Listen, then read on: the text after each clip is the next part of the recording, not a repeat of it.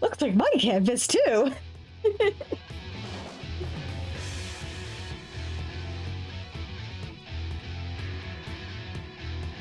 Okay, that's not true. I actually have been, I have actually managed to draw something today.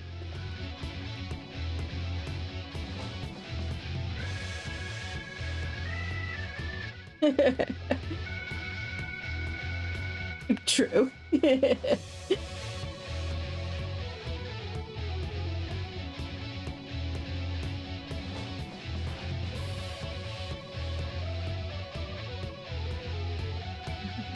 Thank you.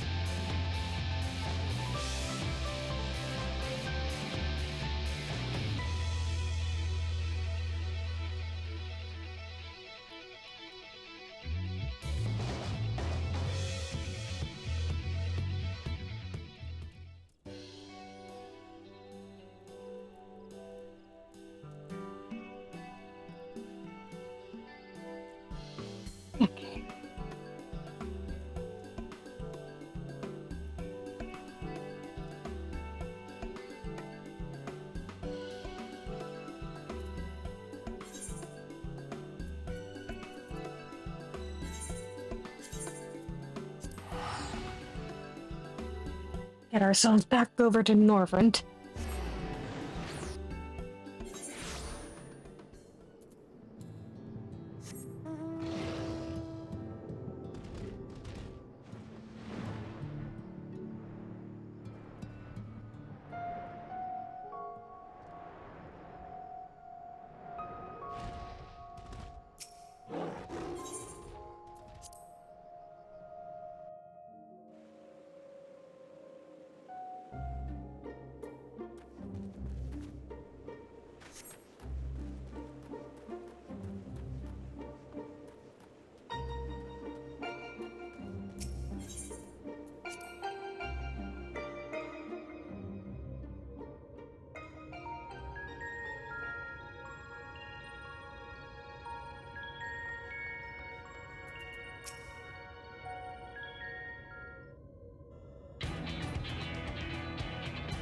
Right, let's get started.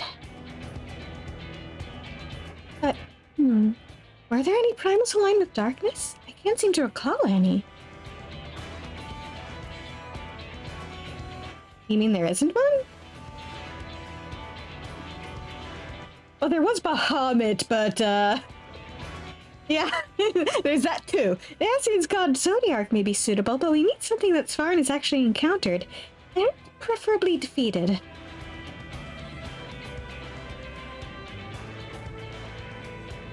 Yeah, defeating it seems like a good idea, too.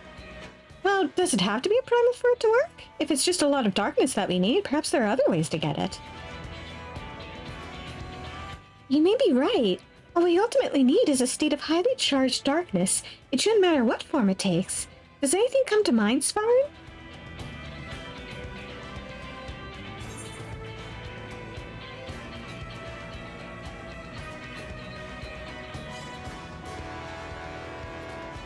I mean, I presume the flood of darkness had a fair bit of, darkness.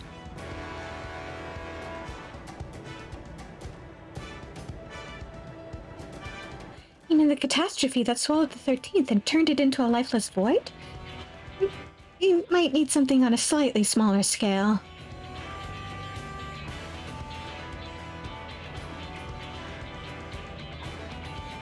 Cloud of darkness? I can't begin to imagine how powerful it must have been. I'd say we found the perfect candidate. But where to find a suitable place, one where darkness is strong? It won't be easy in a world flooded by light. Well, we've got the Warrior of Darkness and the Warrior of Darkness and the Oracle of Darkness right here. Seems like a good enough spot to me. What about the light-aligned aether that's all around us? That's where you come in. You can suppress the light while I draw out the darkness. By combining our powers, we can make it work wherever we are. Combining our powers?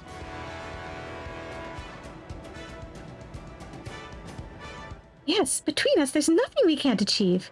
Don't be afraid, Gaia. I'm not afraid. I'm just very concerned that this will all go horribly wrong.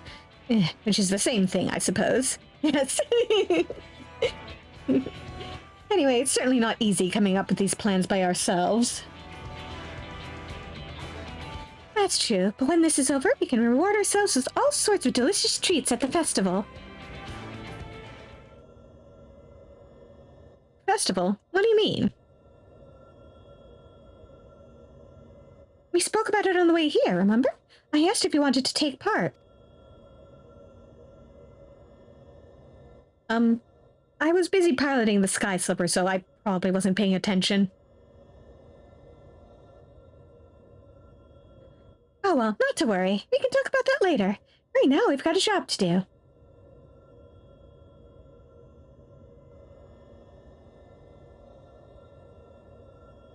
I'll draw out the ambient aether, and I'll shift its alignment to darkness.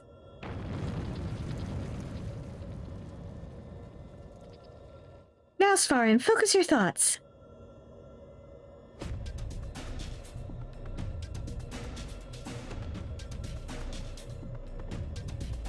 Memories of the cloud of darkness enshroud your mind.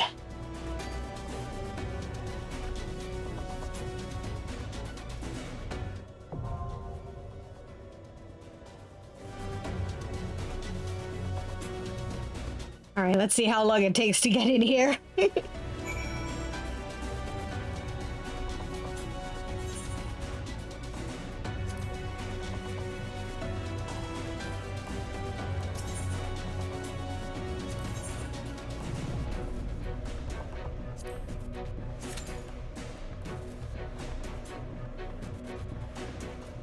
Minutes. This is the first time we've tried this since that disaster with Shiva, so I'd be lying if I said I wasn't nervous. Even so, I can't afford to waver now.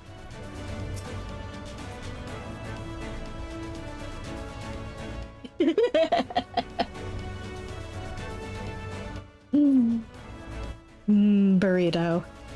I've called forth real void scent before, so everyone tells me anyway, but this is unknown territory for me. With the two of you by my side, though, I'm sure it'll work.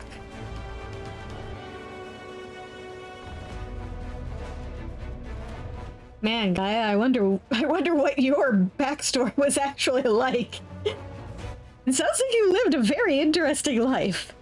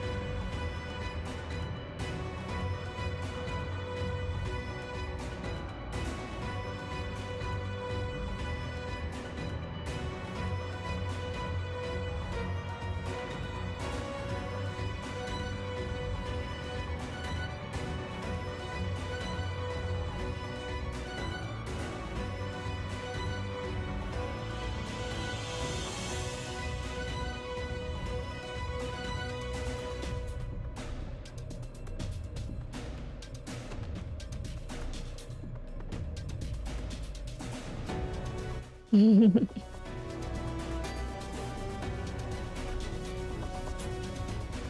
at least the background music is interesting.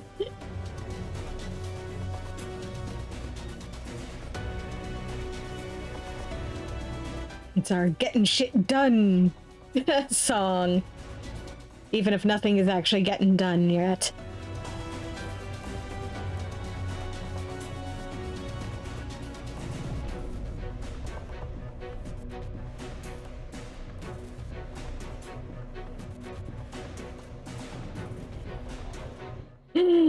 Yeah, that can't be a comfortable pose for them to keep.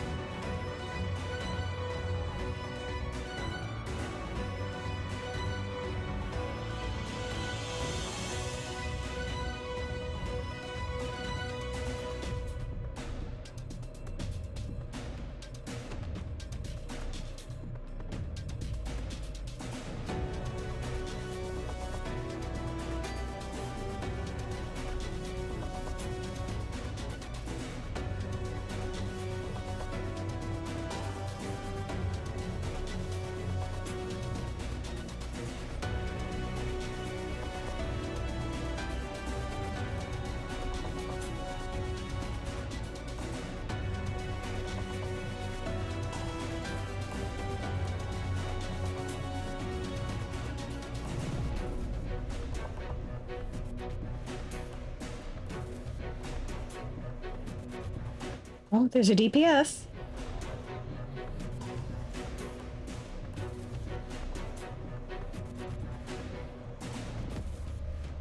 Hey, and there's a Dark Knight in here.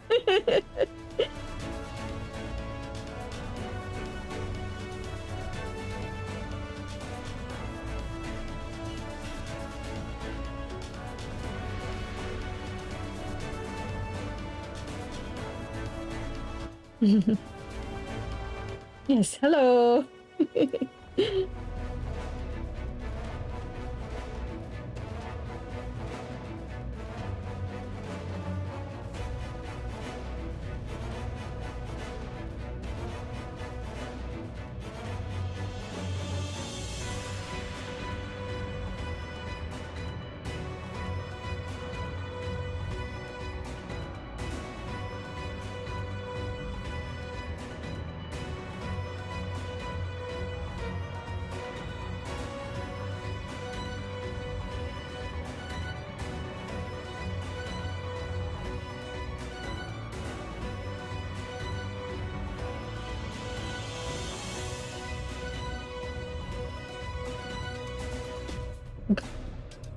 And off they go.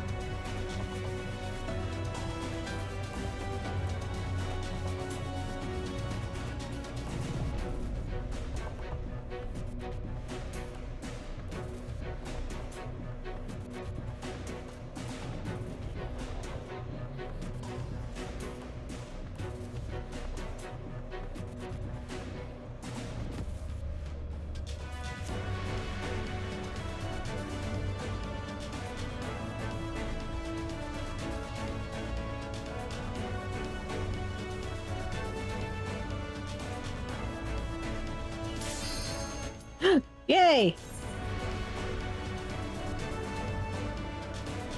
Just as I was beginning to lose hope. Come on. Everybody in.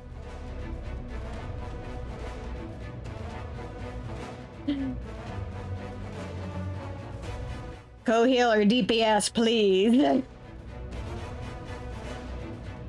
Okay, now we're just waiting for the DPS. Of course, it's the DPS.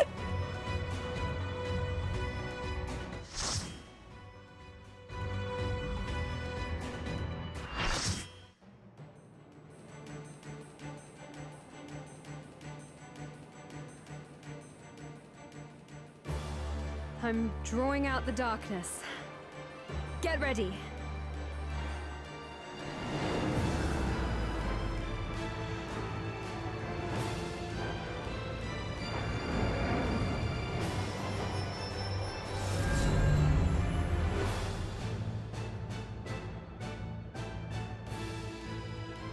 It worked, Gaia! We've done it!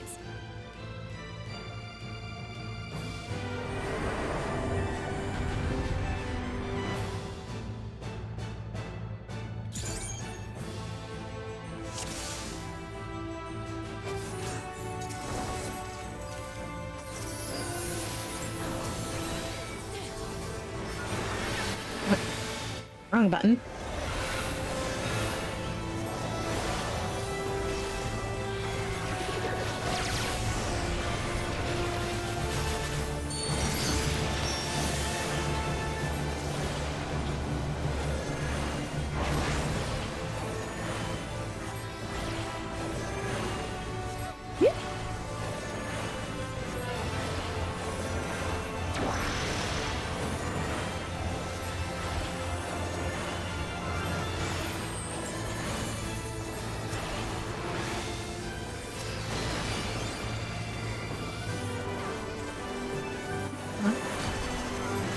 I hit the right button.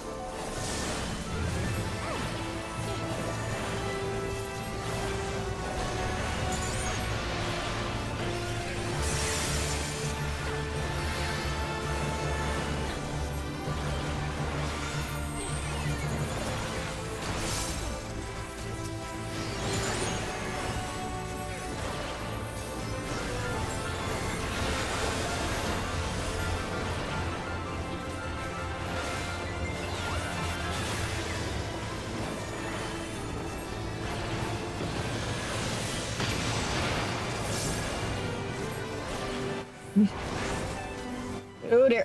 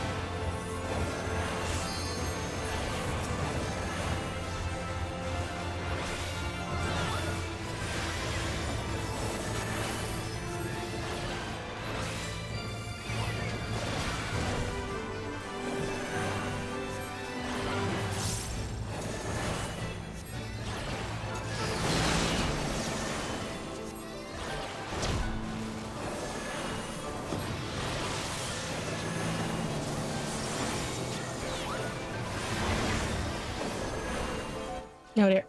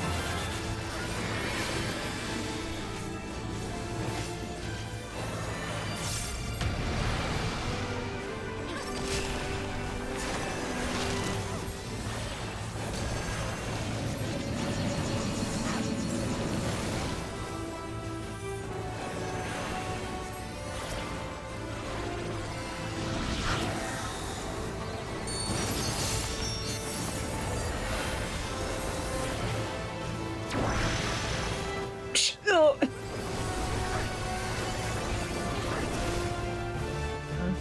Oh.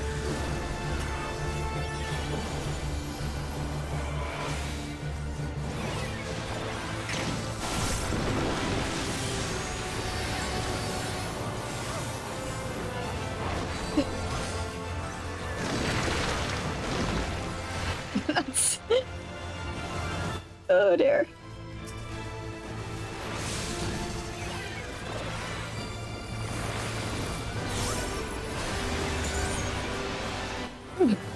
Damn it.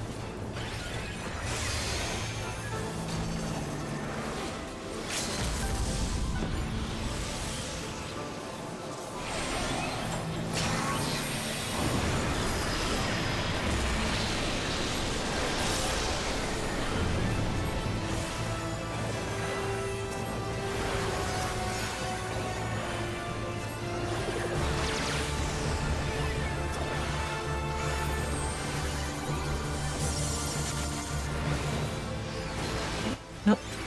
Missed.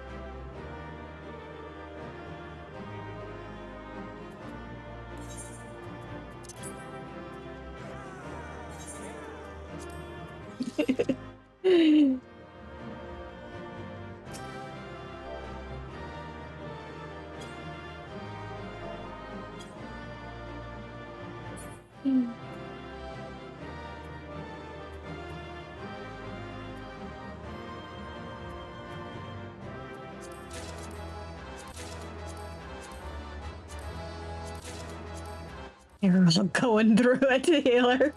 So.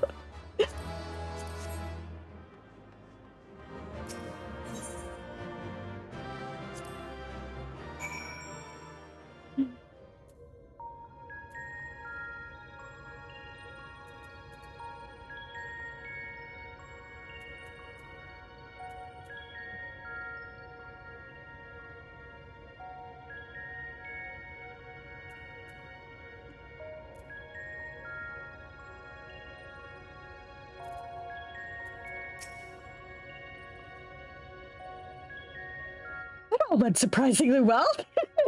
Well, I mean, I didn't die. Of course, we have Svarin to thank for slaying that ghastly creature. You are fantastic, Gaia. Anyone would think you're an old hand at this. You weren't so bad yourself. We make quite a team, don't we? We certainly do. I don't know about you two, but I'm itching to see whether our hard work has paid off. Sit back.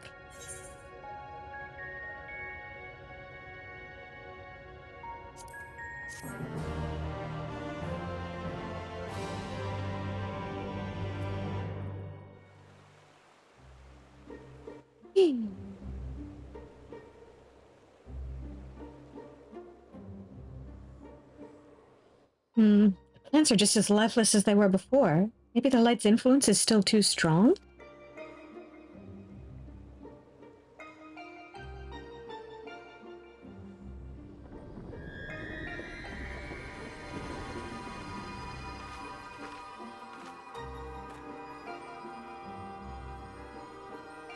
What in the world?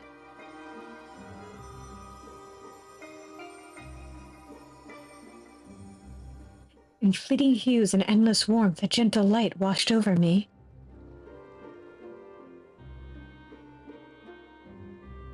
A glimmer of hope once lost.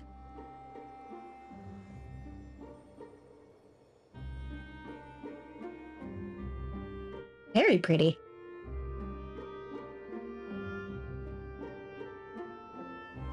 I want to say it sort of looks like tourmaline, but I'm not sure if that's the right stone I'm thinking of.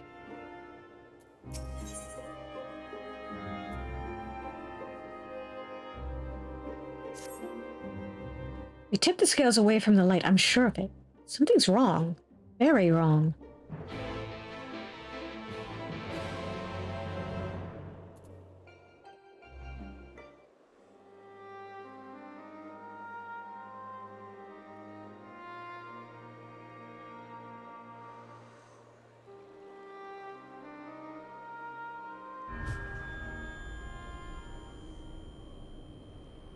For 100 long years, I have waited for this moment.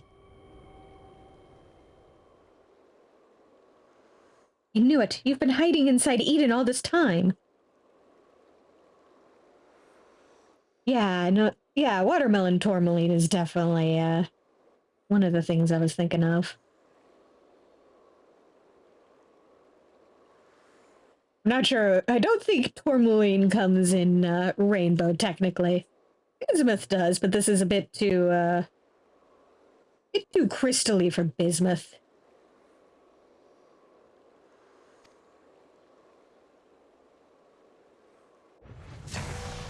And not metallic enough. Ooh.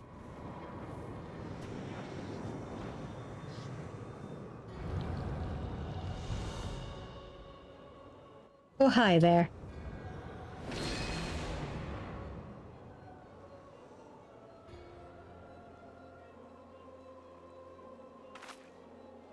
An Ascian.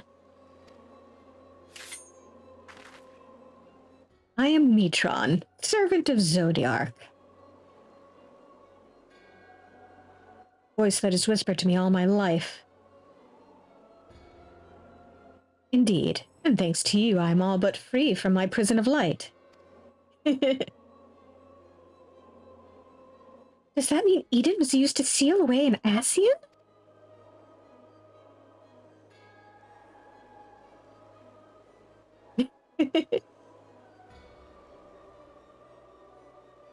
Definitely gonna be punching him. Wait, that is Eden! An Aphium transformed into a Sin-Eater!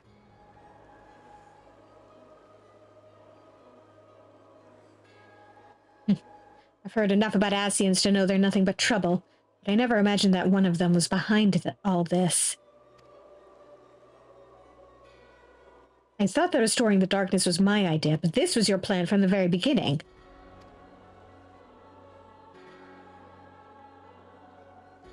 It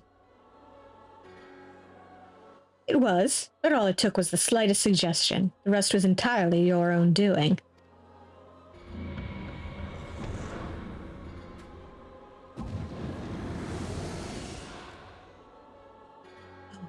Freedom is so close I can almost taste it. Finally, my soul may journey beyond the flesh to which I am yet bound. I knew you would come for me, Gaia.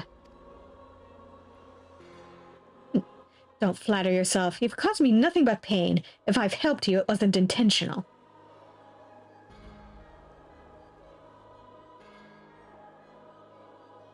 Even now your memories elude you. Hearken unto me, Gaia, and remember.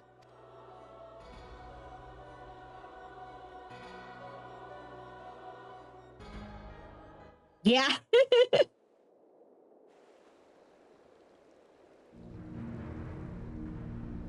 In an age past, the world you know as the 13th was flooded by darkness. Like ripples in water, the repercussions were felt in the other shards, none more so than here on the first. It became perilously imbalanced and susceptible to the influence of light. Were light to consume the first as darkness did the 13th, it would likewise become a lifeless void lost to our cause. We could not allow this mistake to be repeated. It was our duty to safeguard this world from the self-same fate. After a time, Emmett Silk conceived of a plan to trigger a rejoining, utilizing the very light we had labored to keep in check. It tasked us with bringing the plan to fruition.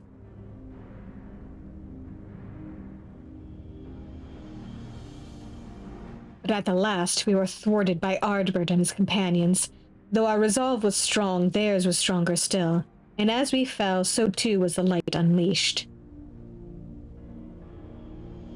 For us, however, death is not the end. Though our bodies may perish, our souls live on, withdrawing but temporarily to the rift. Until you can find a new body to possess. I too would have been reborn, but ere my soul could leave its corporeal form, Ardbert struck me with a blade of purest light, and that light enveloped my body, twisting it beyond recognition.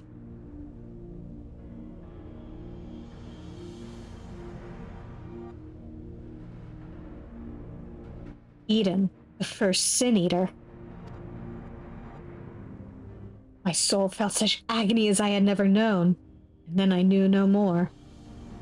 In my insensate, instinctive state, influenced by Ardbert's fervent desire to banish darkness, I unleashed the light burgeoning within me, and it spread as an all-consuming wave to every corner of the world.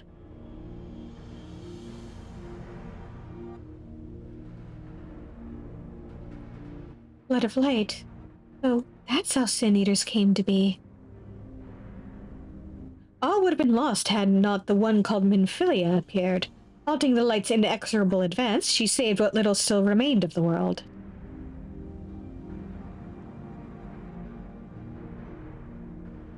In the process, she also restored to me a sliver of my consciousness, though I remained trapped in my altered form. Motionless, I was capable only of feeble whispering. Emmett Silk, couldn't he have saved you? Perhaps he could have, if such had been his wish. Far easier, however, to simply find another piece of my fractured soul to replace me. From his perspective, there was no need to intervene and potentially disturb the balance of Aether, and so here I remained. So after you failed, he left you here to rot. Some friend he turned out to be.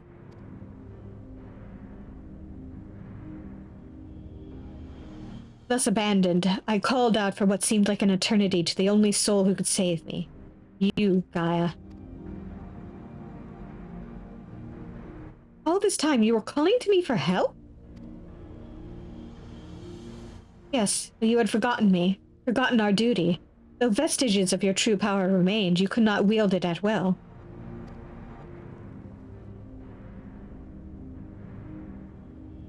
Time went by and eventually change came. The light began to subside and the dark of night returned. Gradually, my voice grew stronger until I was able to exert my will over you. You wanted me to free your soul from Eden, which is why you had me attack it. Another plan that ended in failure, thanks to Svarin.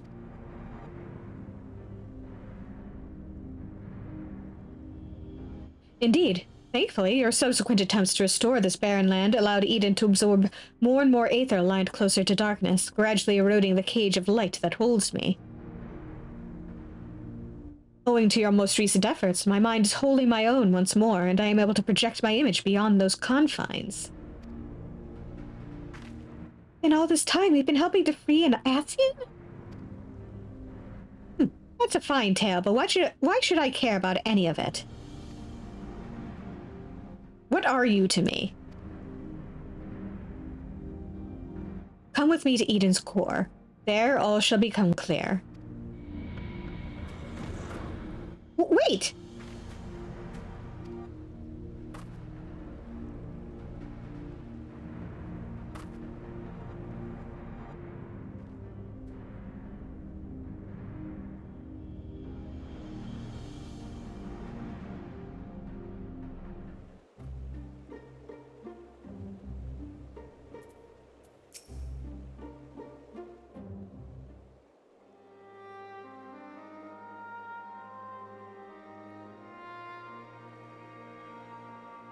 Just realized something.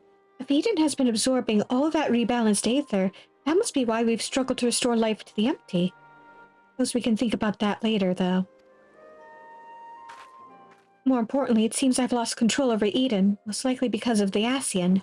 Ariange specifically warned us about not listening to the fairy's honeyed words, so we'd better think this through before we go rushing in.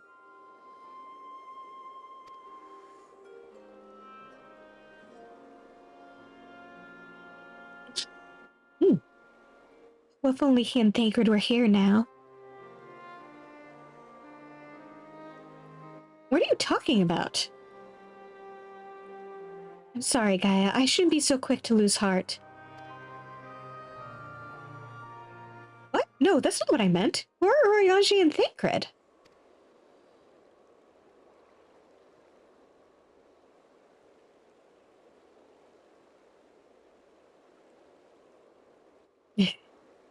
Wait, I know those people. I'm sure of it. But why can't I remember them?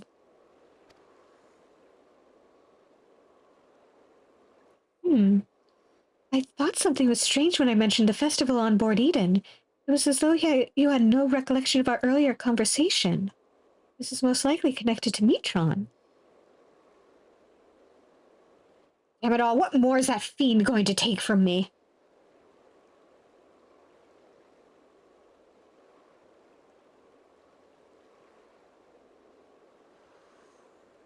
To tell the truth, the thing that frightens me most is that you might forget about us.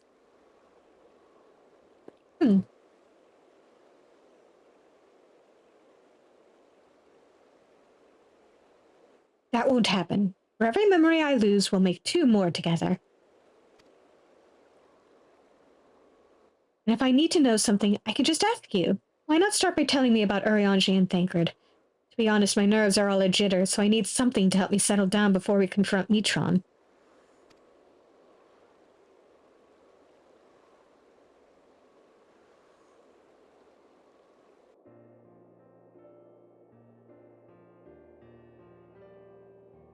Let me tell embarrassing stories about them. Ayashi is probably the most intelligent person I know. Spends a lot of time reading, but he also says that you can't learn everything from books, and encouraged me to go out and see the world for myself.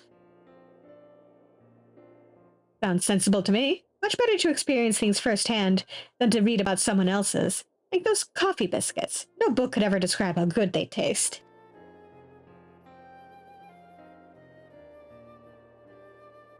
Is there anything else you can tell me about him, Sfarin? Oh boy, oh boy.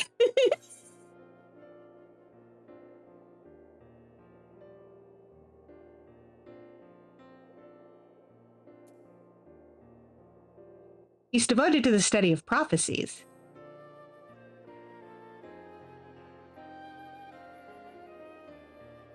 Prophecies are funny things, if you ask me. If people know that something terrible is going to happen, they'll go and prevent it, which would make the prophecy untrue. I wonder what Uriache would say to that.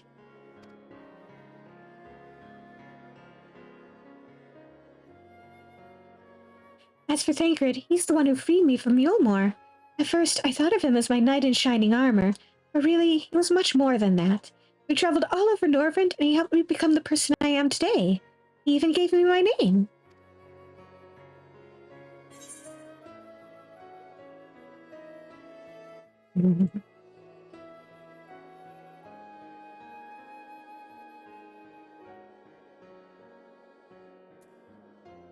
He's also an expert in infiltration and a horrible flirt.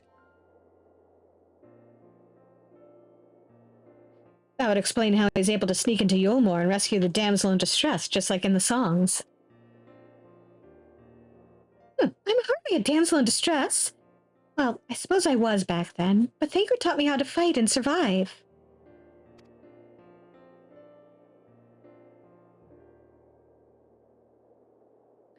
Actually, while we're on the subject, that gunblade over there belonged to Thancred.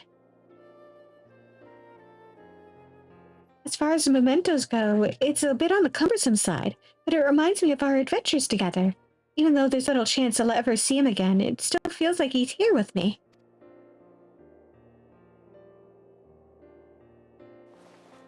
Keeping your memories close.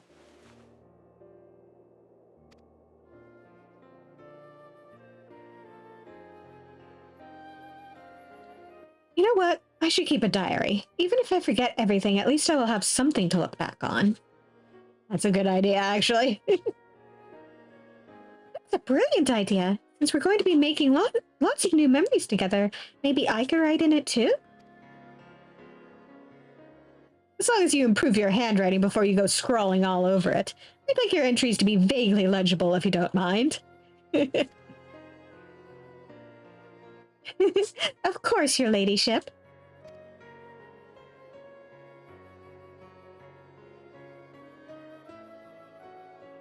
But before that, we've got an Ascian to deal with. Let's get this over with.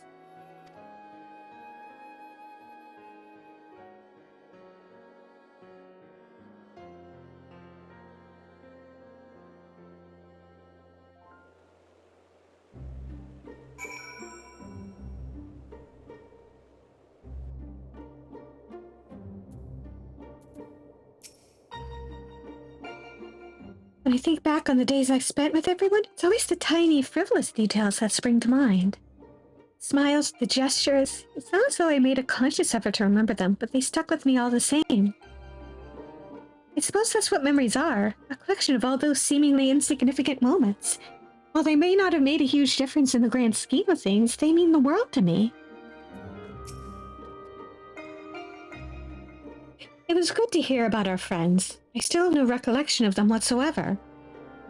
Just like all those things Mitron was saying, how can I even tell if they're true or not if I don't remember? There's no point dwelling on it, though. Nothing for it but to press on.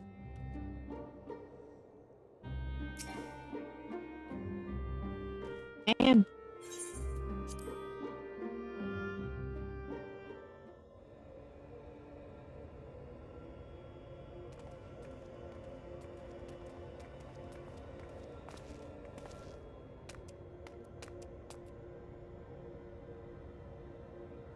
it came as you asked, so start talking.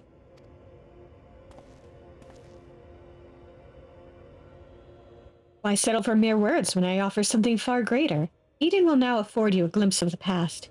More than a glimpse, in fact. It will be as real as any of the foes you yourselves have conjured forth. Conjured forth? Wait, you don't mean to perform a summoning, do you?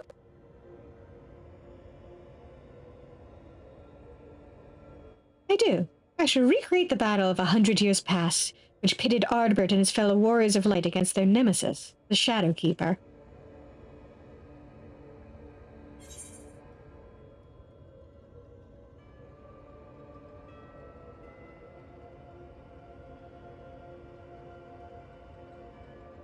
Their nemesis? You mean Silva?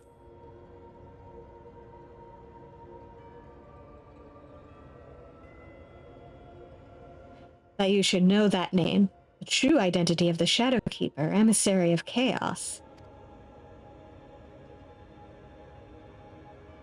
What do you hope to achieve with this history lesson of yours?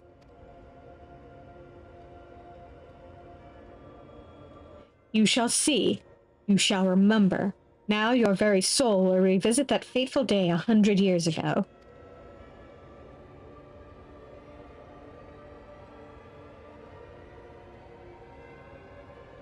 Gaia, you can't trust Mitron. If you do, you'll end up being manipulated again.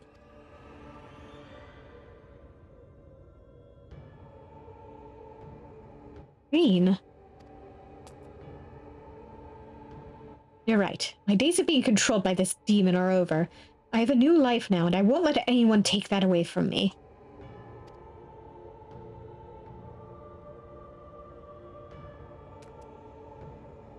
My will is my own. You have no hold over me.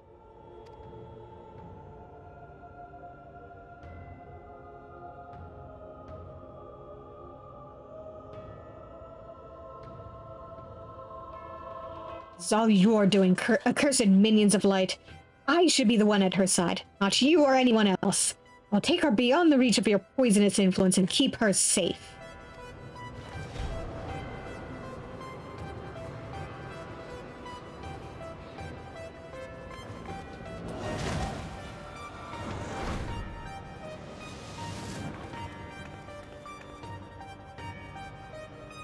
What have you done with Gaia?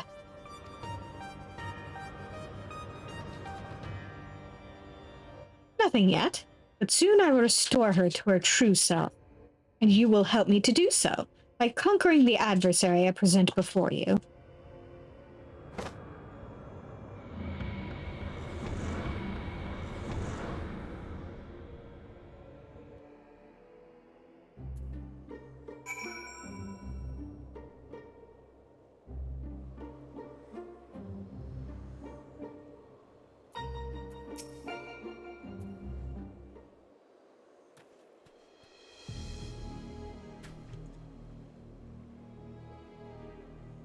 I know it was risky trusting in Ascian, but we played right into Mitron's hands.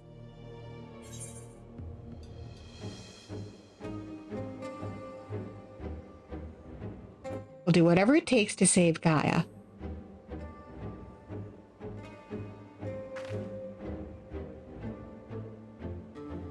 Agreed. There's no telling what kind of danger she's in, but wherever she is, I know she's giving her all. Even though we're apart, we'll fight as one. Together, we'll bring an end to Mitron's wicked schemes.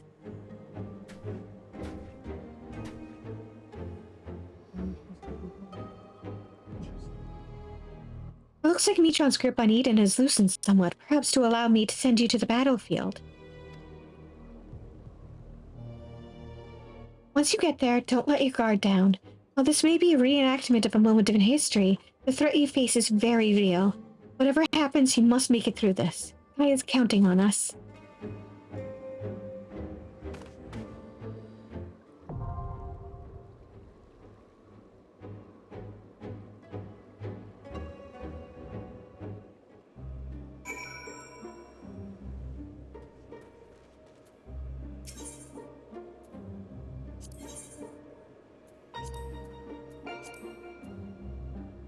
All right.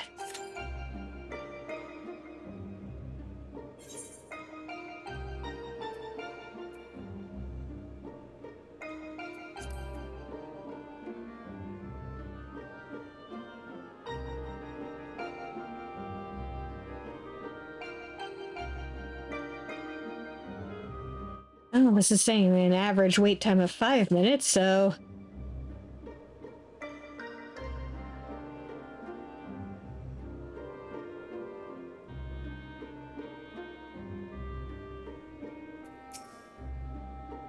wish I knew more about this Shadowkeeper. Then at least we'd be a little better prepared. All I can say is, please be careful.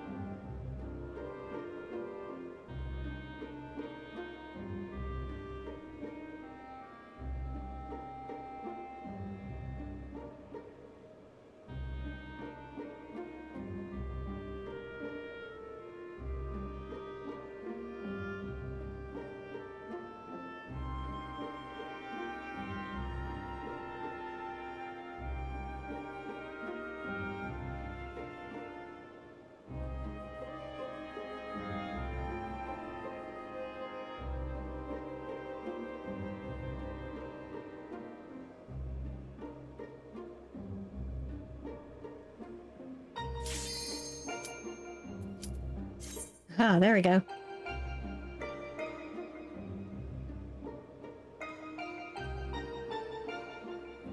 All right, tank, you're up. Get in here.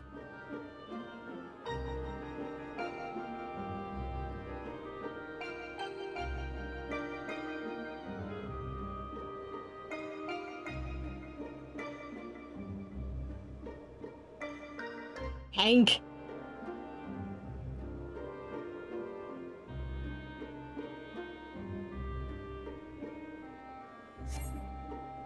God damn it, tank.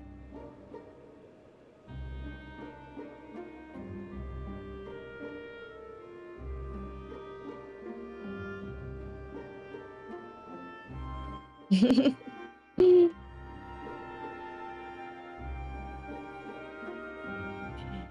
it's the DPS that we're complaining about.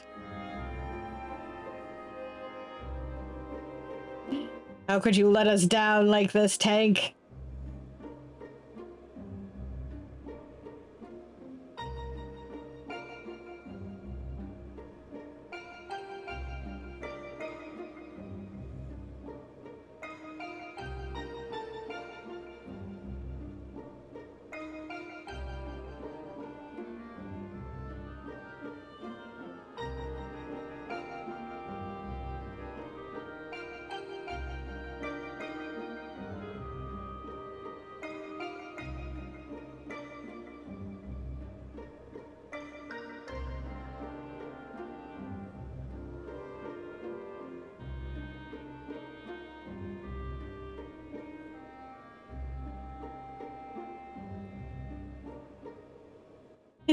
Thank you.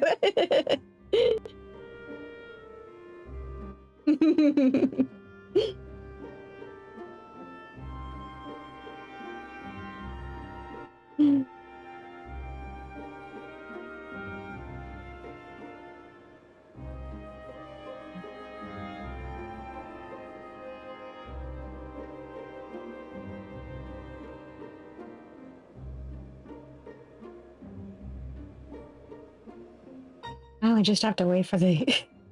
Yeah.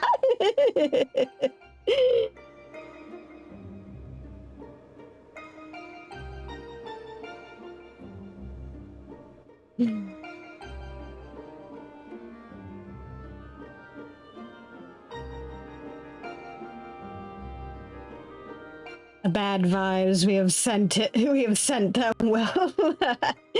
Will surely change their habits.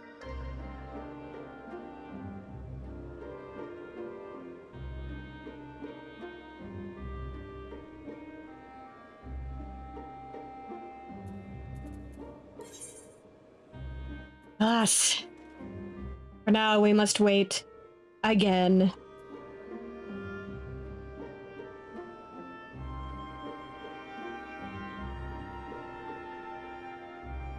Yeah, I think that would be appropriate.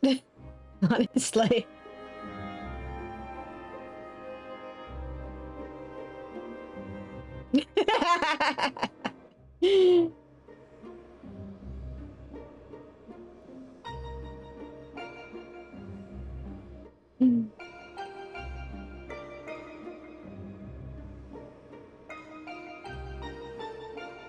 Now, is that shot with a gun or shot out of a cannon?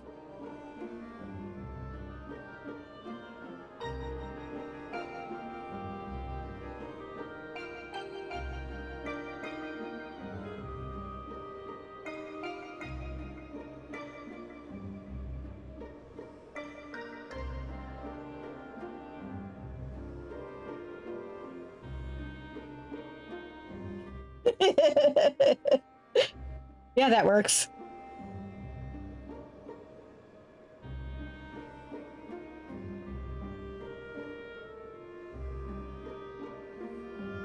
+30 minutes you get thrown into the sun. Yes.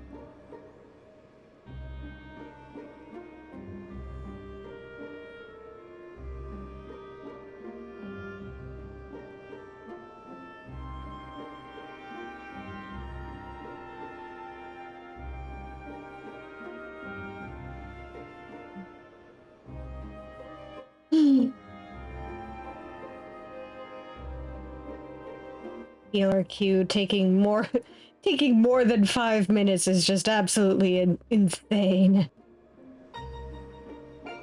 What are we doing here, people?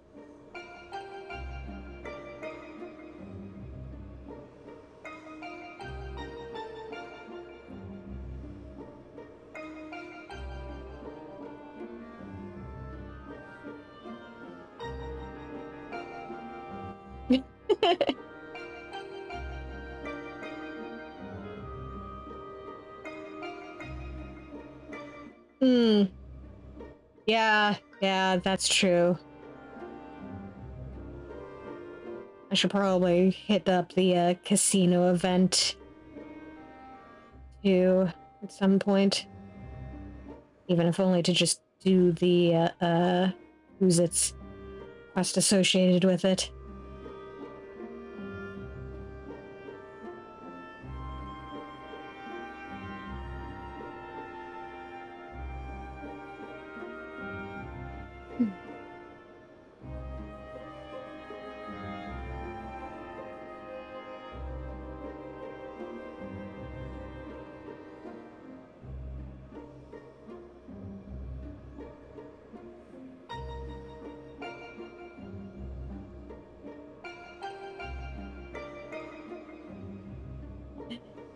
Everybody's queuing up, but it's for the chocobo races instead of of actual fighting.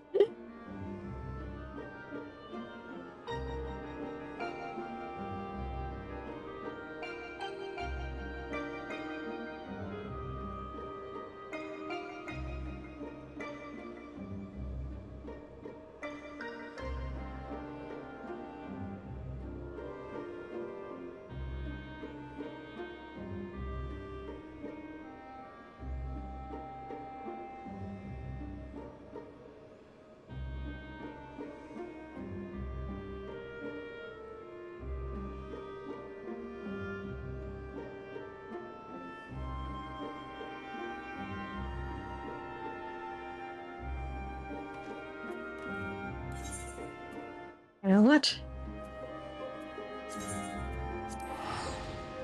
May as well go kill time there. We'll see how many times I get interrupted while doing the quest.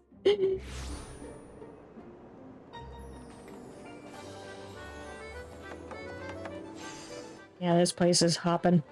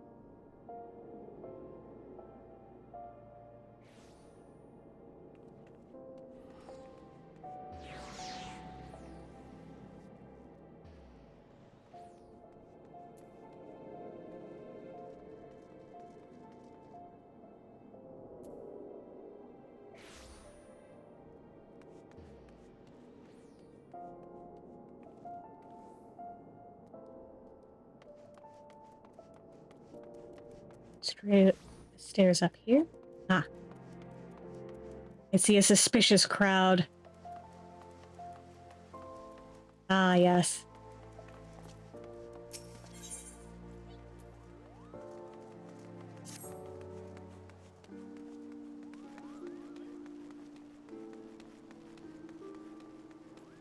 Why, Master Darkheart, what fortune that we should meet again. You have been well, I trust?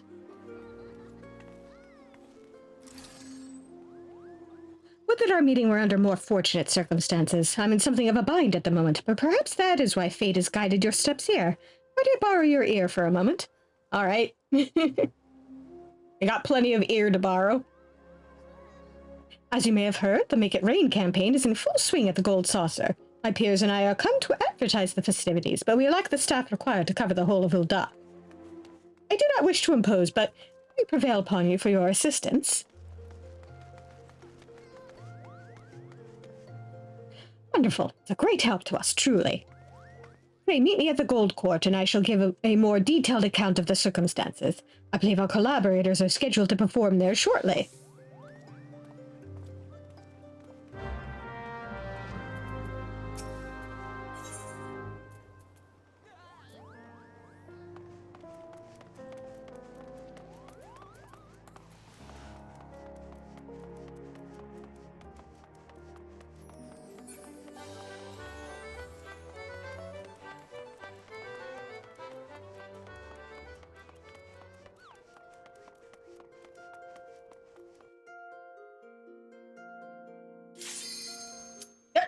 Of course!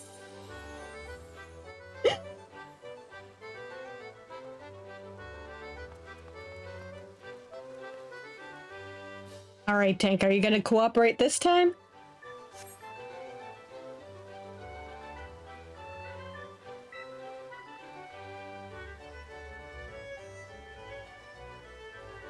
There we go.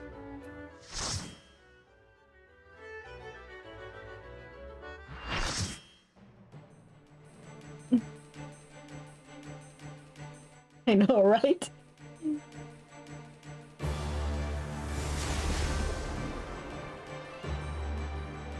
So this all took place 100 years ago.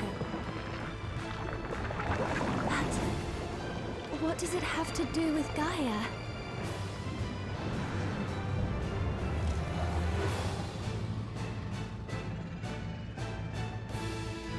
Hi, beastie.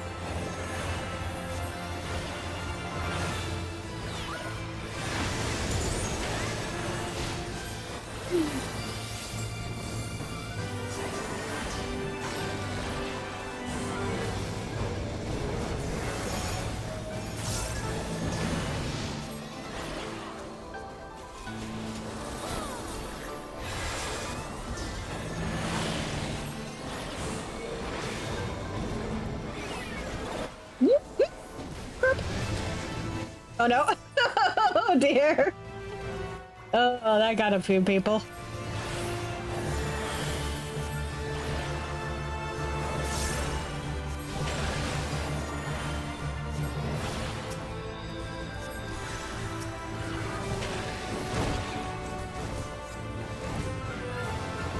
God damn it.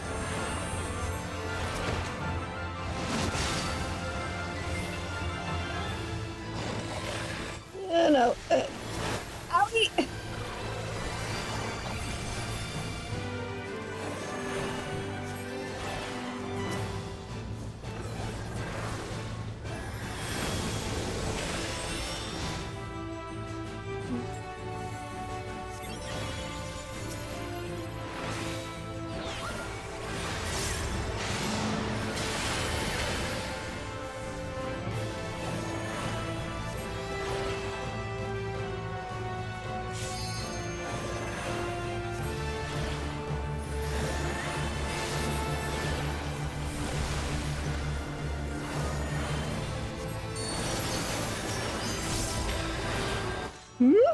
Out.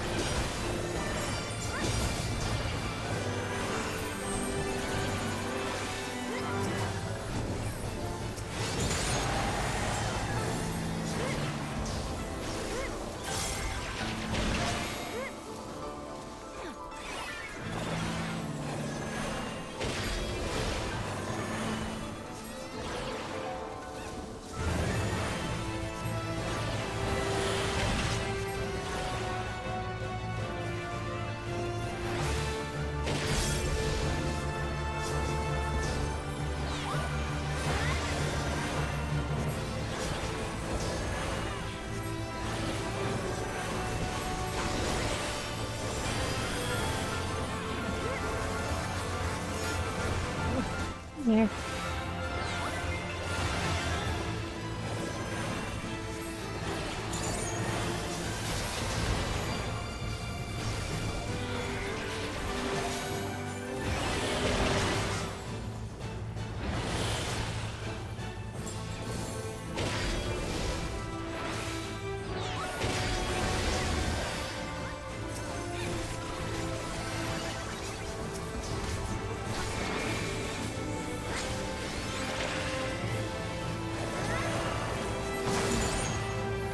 Oh no.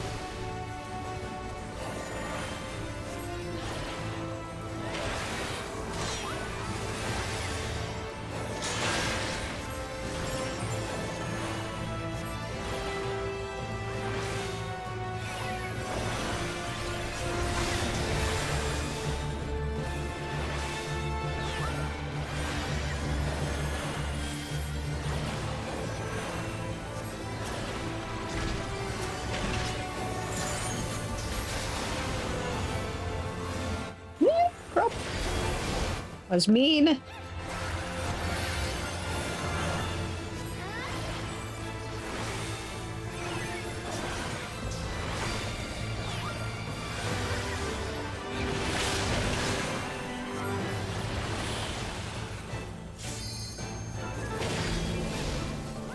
And that's... Oh.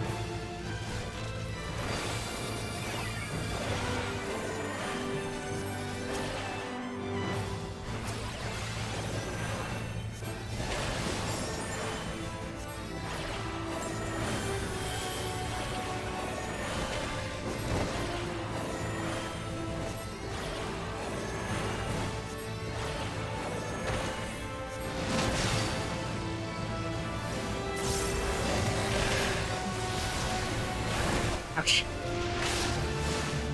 Oh no. Ugh.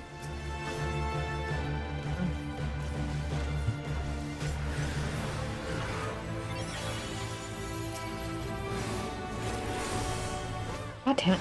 I'm hitting all the wrong buttons.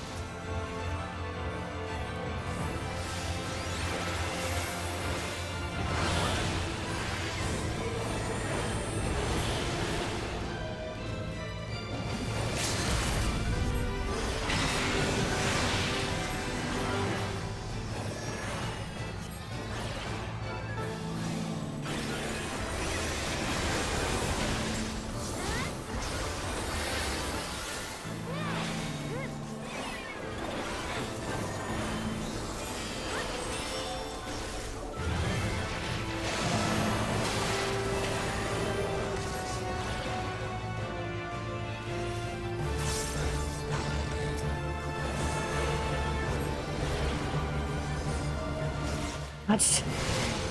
Ugh.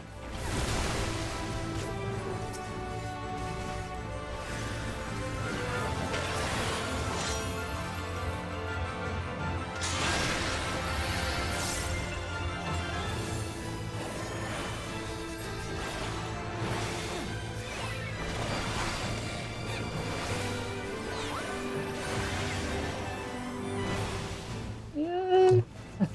Okay, okay. Pick a side! I suspect so.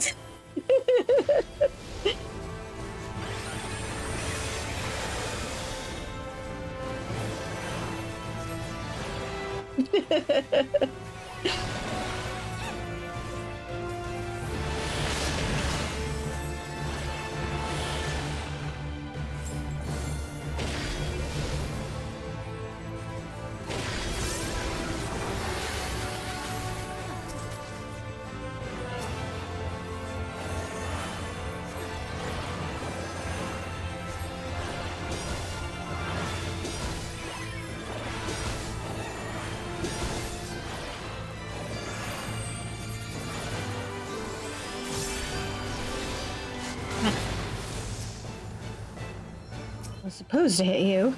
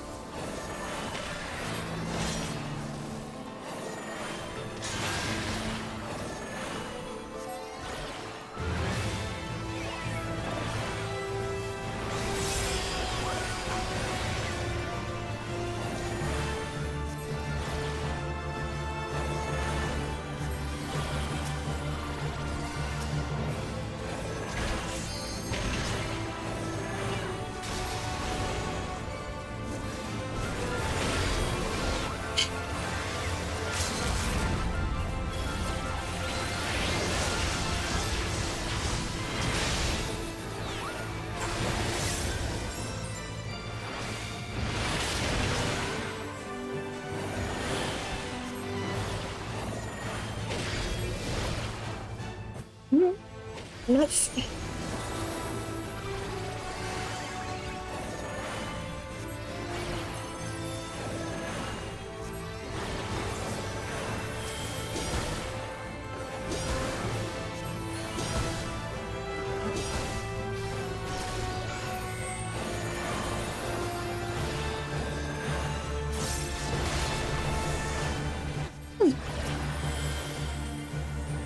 God damn.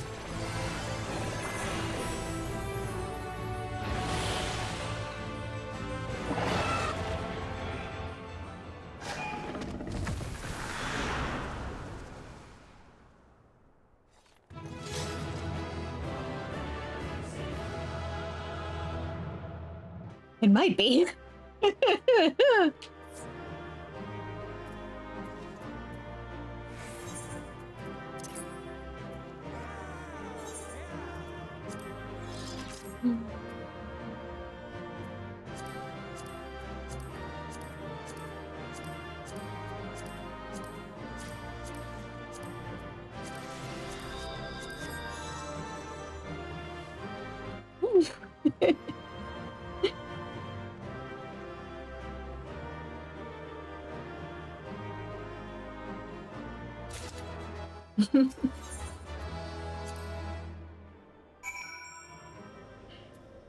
There's a lot of potential problems. One person was getting annoyed that they kept dying from the AoEs.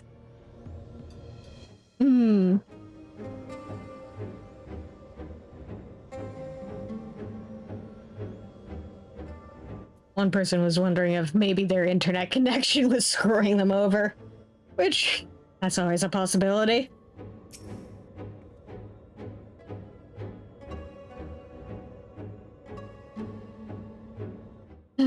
Neutron's returned Gaia to us, but I have a feeling this isn't over yet.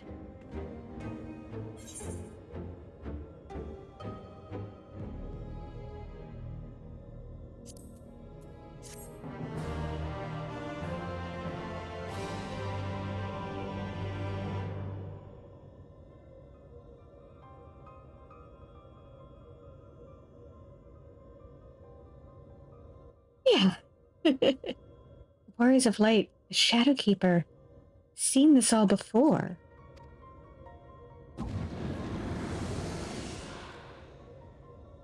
Yes, you and I joined our power as one to create the Shadowkeeper.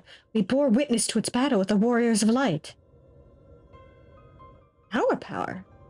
So I was there, and I wasn't alone. No, Guy, it's not true. It can't be. How can you have been there 100 years ago?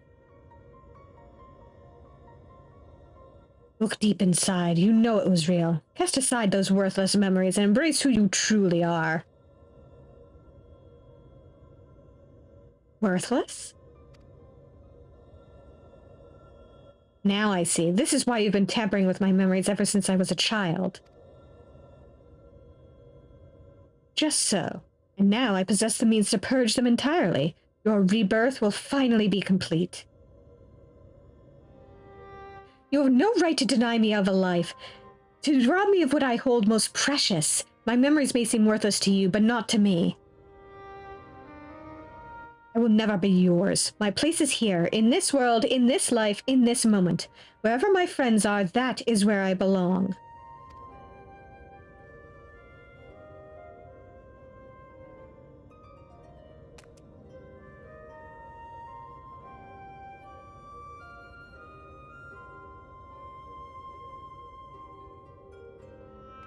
And you would return your back on our glorious past?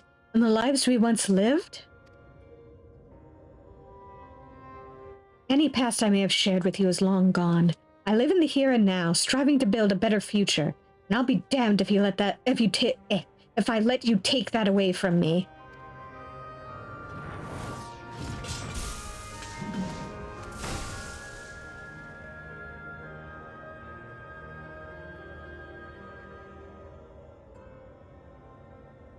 To be reunited at long last, only to be shunned. Would that I had died with you. To be reborn. Even without knowledge of your past, we may yet forge a future together. I'm sick of your riddles. Speak plainly or not at all. You and I fought the warriors of light as one, joined in both body and soul. When Ardbert struck his final blow, the light tore through the bonds that held us. Though you perished, I was condemned to a far worse fate.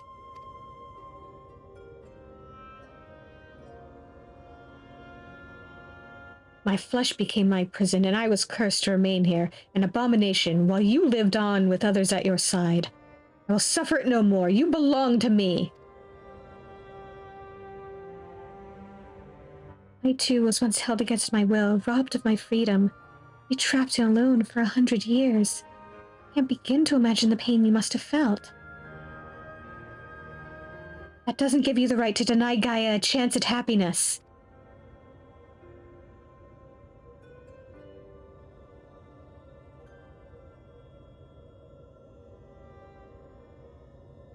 We once knew happiness, true happiness, until fate conspired to tear us apart.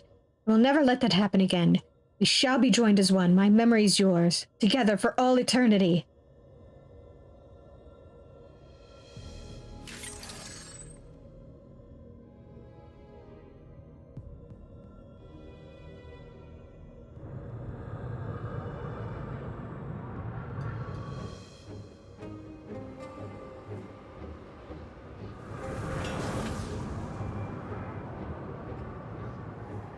With the darkness, it's rising within me.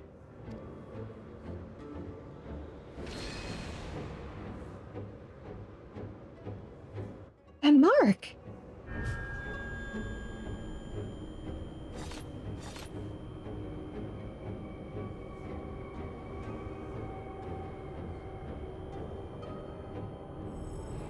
What is this? Why am I... Hold on, Gaia. Whatever it is, you mustn't give in.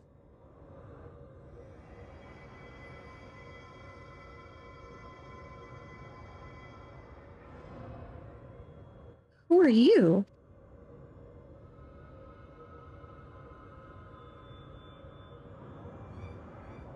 Yeah, yes, now nothing will keep you from me. I am yours and you are mine.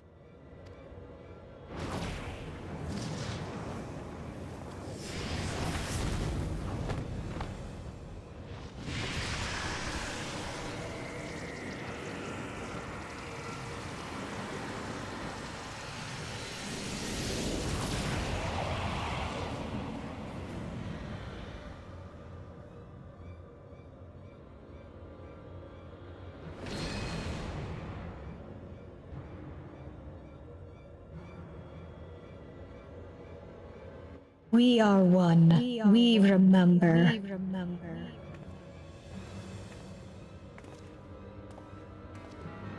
So it's true. Gaia really is a reincarnated Ascian. The girl you once knew is no more. The Ascian who held the seat of low grief is all that remains. Gaia is her true name.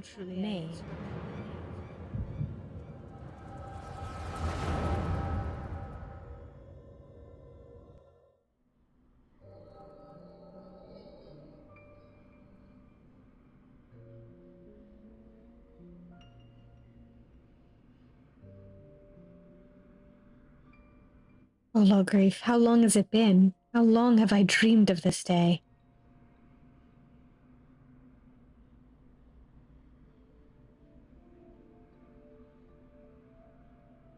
That you, Mitron? Forgive me, I didn't recognize you. In my defense, my memories have only recently been restored. My mind is still a little hazy. Hardly surprising. No matter how many times we are reborn, it is disorienting to have everything change around you. Even so, I immediately recognized your resplendent soul, and I cling to the hope that one day you will likewise remember mine. You always were a forgetful one. I could never forget you, try as I might. tell me, what do you know of my past? I admit my memory may need refreshing.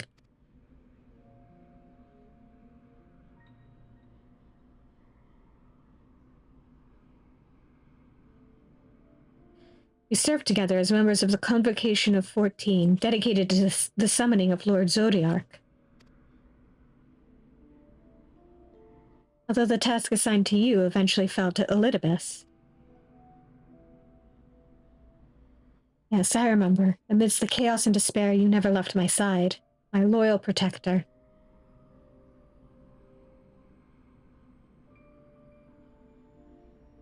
But in the end, it was in vain. I was powerless to prevent Hydaelyn from tearing our world asunder.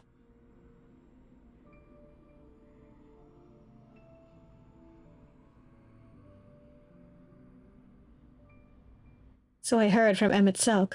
We labor to make our world whole again. That's why he restored my memories, so that I can play my part. Our part. Alone we struggle, but by joining your power with mine, we may yet succeed. My power? You always were one for flattery. Oh, I assure you, I am quite sincere. It would be my honor to serve the cause alongside you, and I shan't take no for an answer.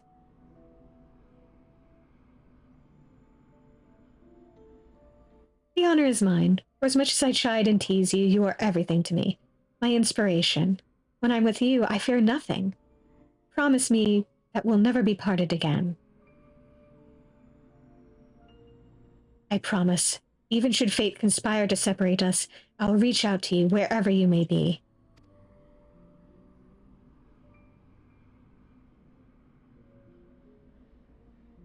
And I will come running.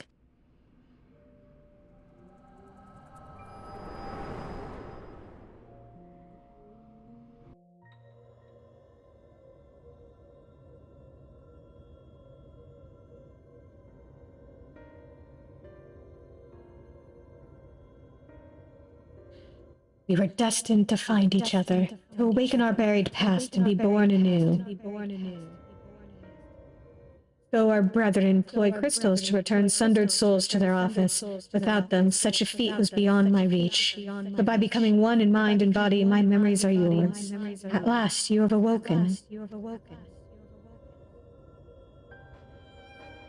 Now the time has come to restore our world to the utopia it once was. Let Gaia go! You are not worthy to speak that name.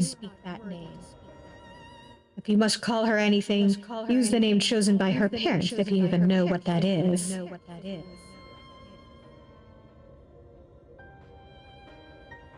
No, to me her name is Gaia.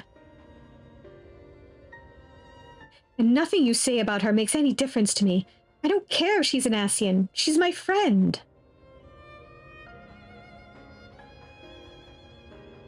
Was your friend. Never again will she answer to your cries.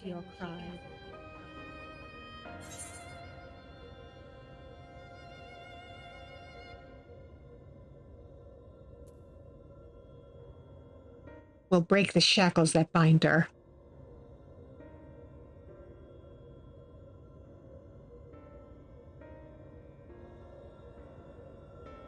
Your wicked schemes have gone far enough. We're taking Gaia back.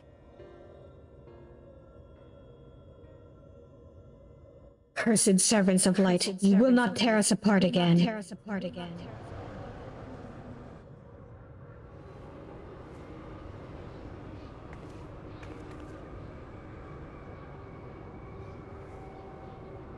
What is this? Visions in my mind. A summoning?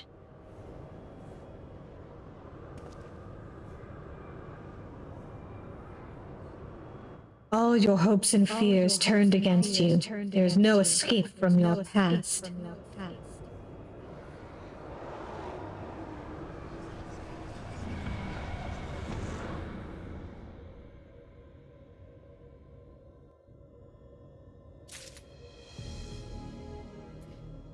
Oh, that's a problem.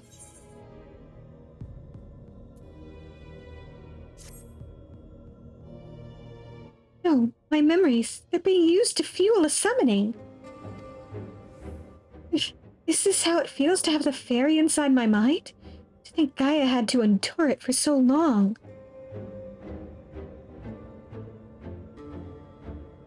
You're right. However bad this is, it's nothing compared to what she's going through now.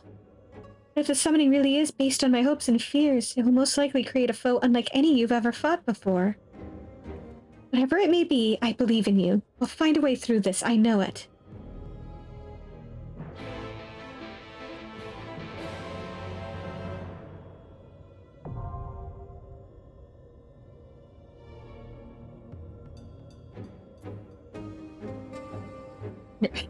Hello back there.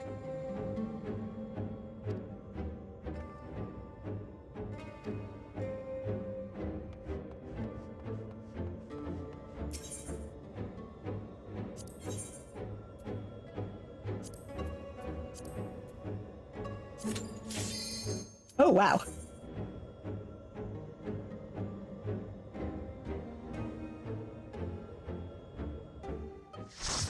That was smooth.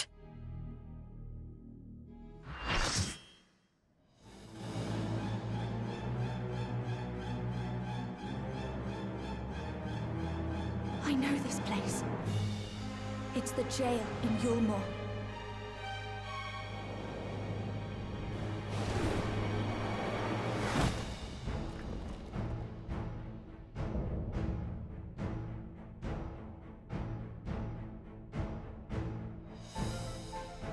Whatever stands in our way, we will never give up hope.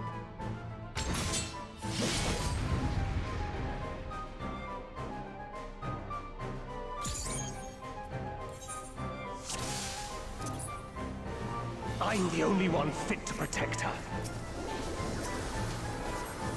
To think that this could be born from my memories. That creature is passing on its ether.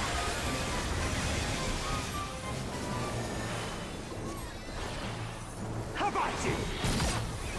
Oh, jeez.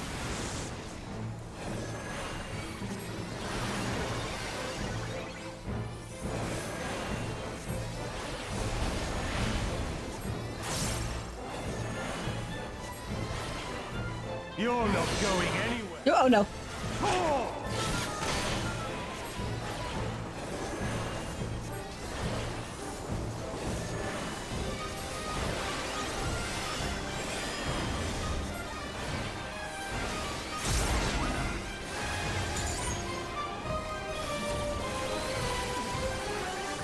Yep, down I go. A feeble shield protects nothing.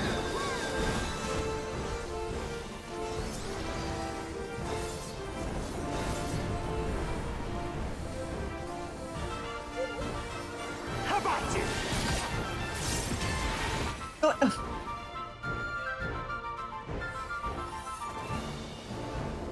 Off to a great start.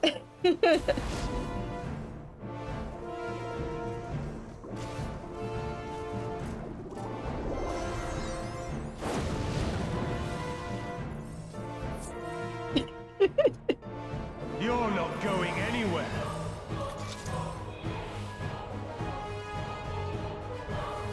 I do believe we are going somewhere. I'm the only one fit to protect her. To think that this could be born from my memories. That creature is passing on its ether.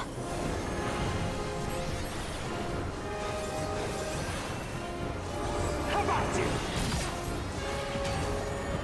Oh, jeez.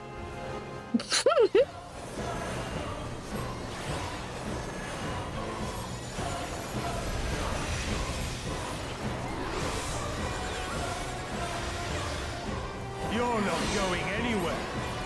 Oh!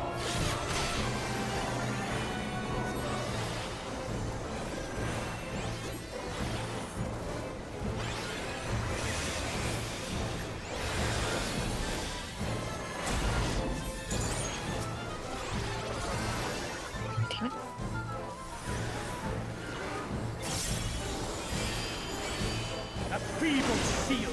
takes nothing.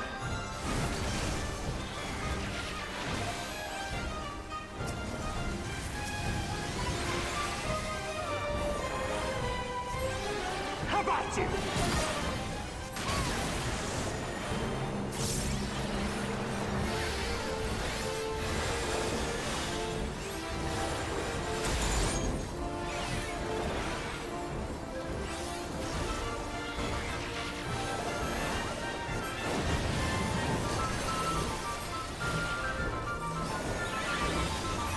You're not going anywhere.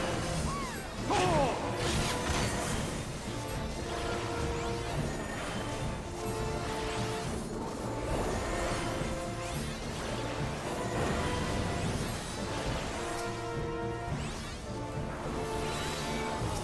Light claim you. I sense a surge in the ether.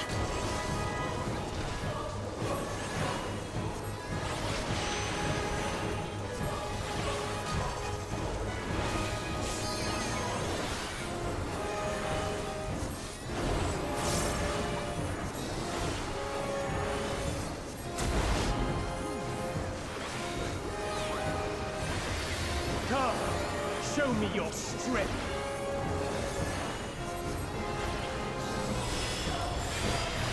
Feast my blood, answer my call.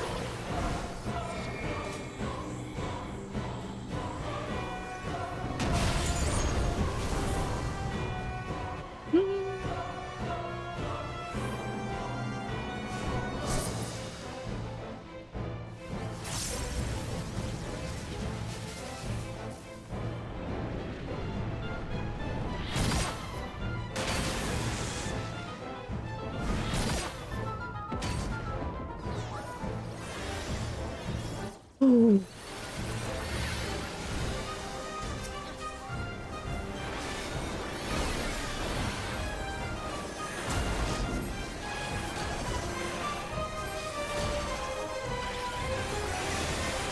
Let's try something else.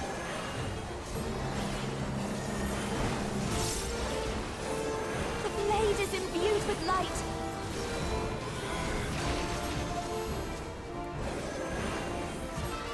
How about you?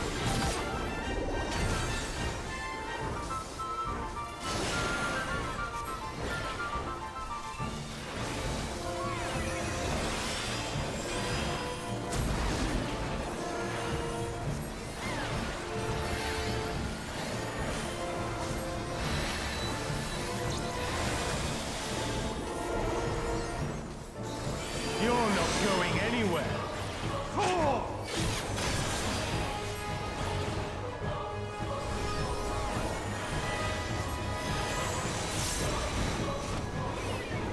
The light will cleanse your sins.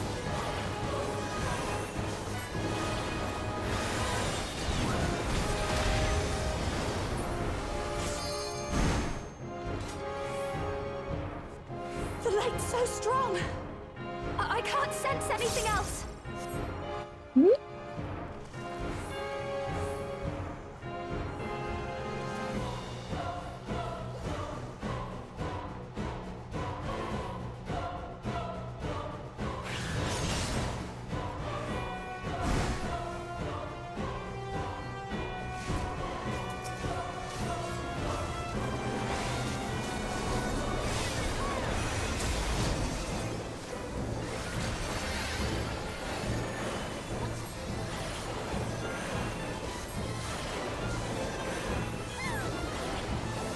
A feeble shield protects nothing.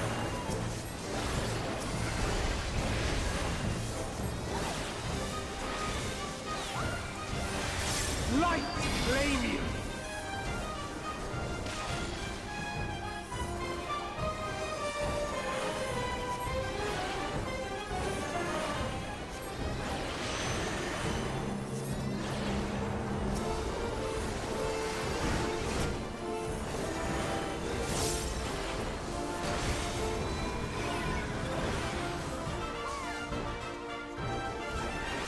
How about you?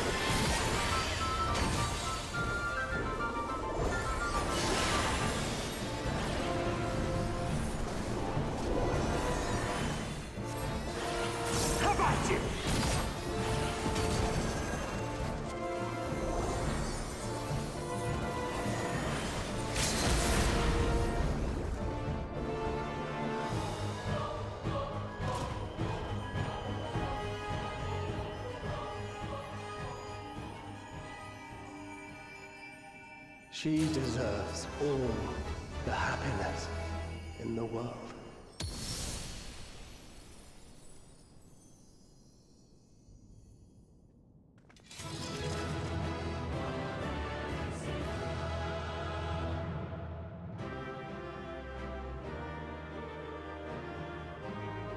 Hmm.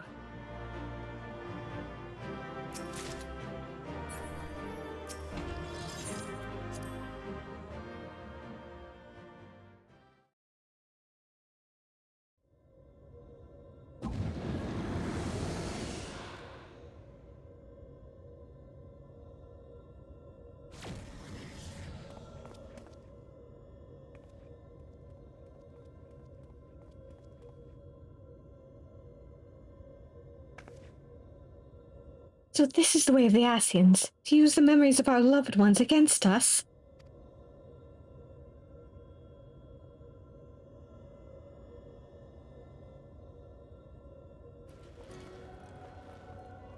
That fragmented souls...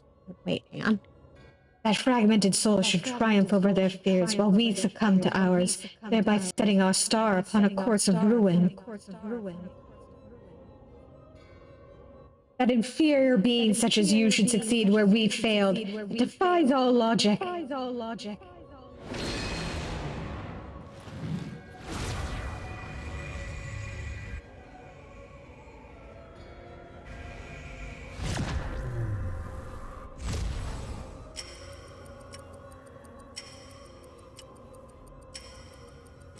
Now's your chance.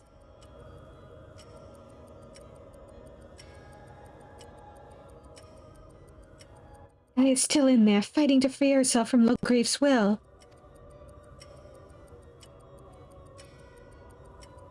Even now you would defy us? You will remove every last vestige of your meaningless mortal existence.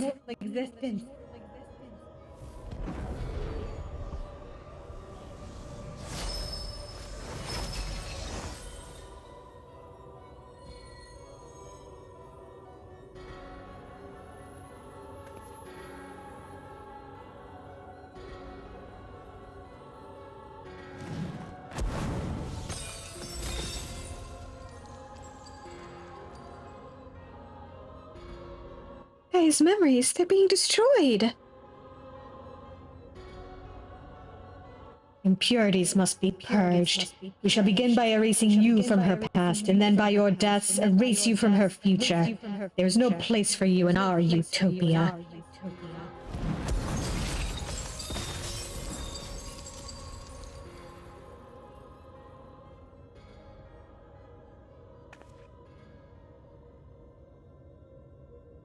We may be mere mortals, our souls fragmented, but our existence is not meaningless. And you should understand this. Before you awoke as an Ascian, you lived as one of us. You had your own memories, and surely they mean something. The lives you led can't all have been for nothing. To we who have known perfection, they are less than nothing. Compared to yours, our lives may seem insignificant. Nevertheless, we live them to the fullest, and though it may take us 1,000 years, we have the potential to build a world every bit as wonderful as yours. But you won't even allow us a chance to live our own lives and forge our own future.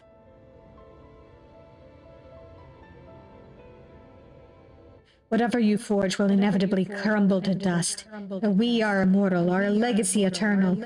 If our world cannot be made complete as it once was, we'll create a perfect moment that shall last forever.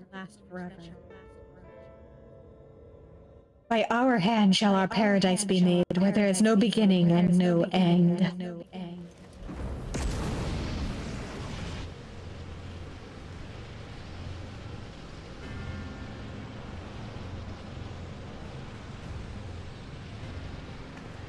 Eden's absorbing enormous amounts of aether. At this rate, the whole world will be drained.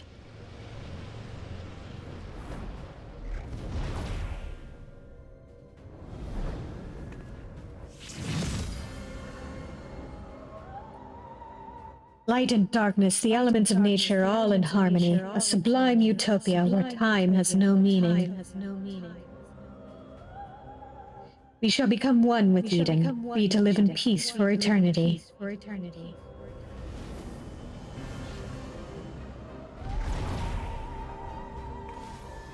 No, Gaia!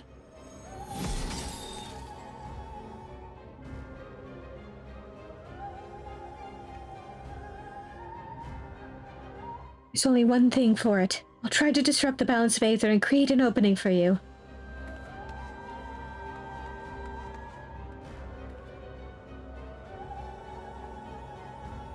We can't let it end like this. It's up to us to save Gaia.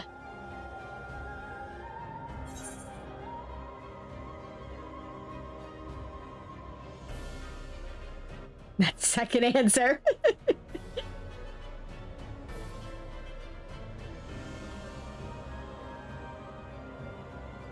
It's all about love, friendship, and courage.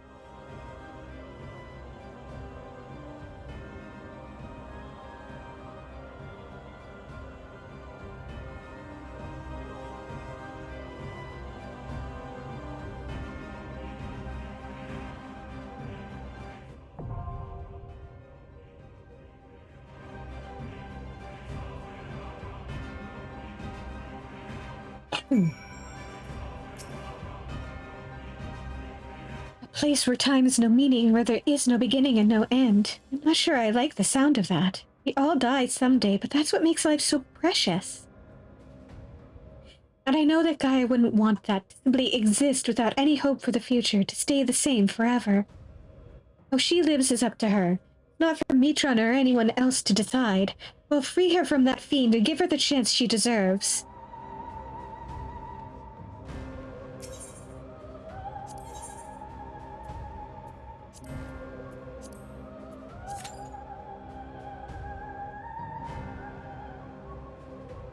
Average wait time, 5 minutes. Ooh, and it's already filling up fast, so... Maybe it actually will take only 5 minutes. Oh, wow, okay. Took even less. Alright, DPS, get in here.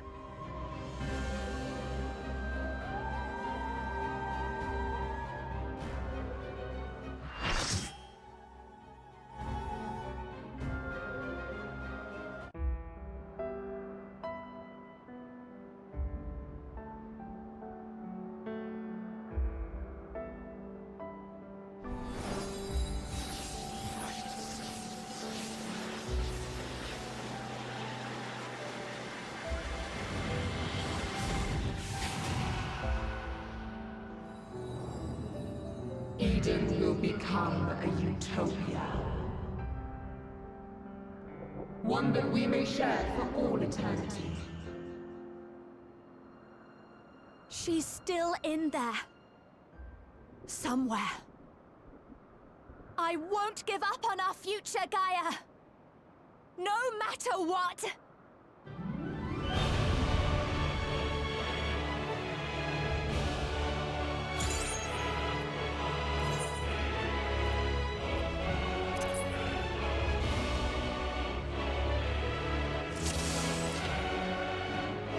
Joined as one, never to be parted, unbound by past or future in the single perfect moment.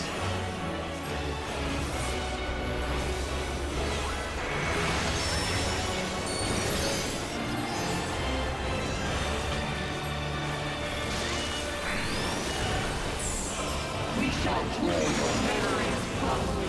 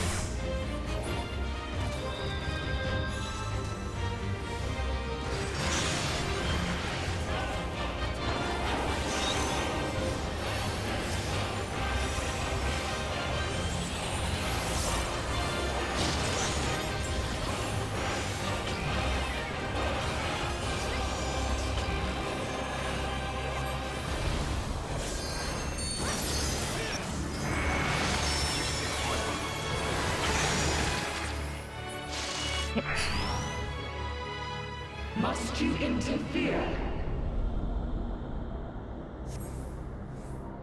Our utopia will only be complete.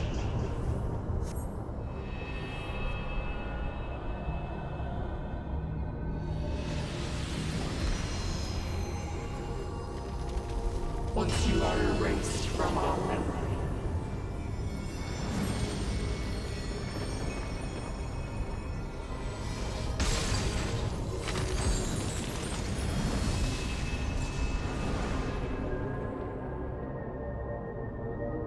You've got to protect her memories.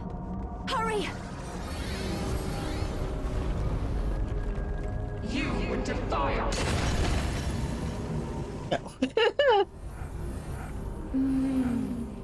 Delicious, aren't they? These are actually quite good. See? Let's have another one. Half each.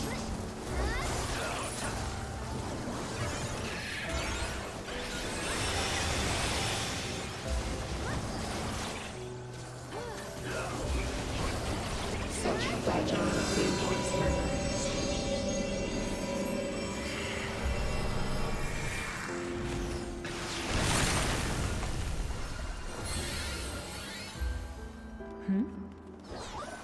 What happened to the other half? Am I being erased from her memory?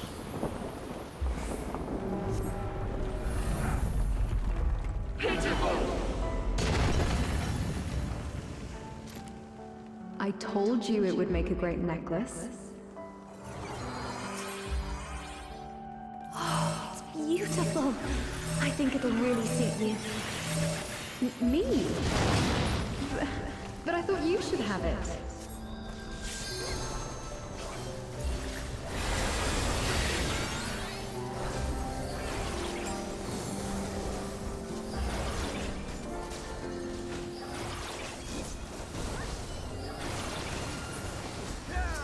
They shatter.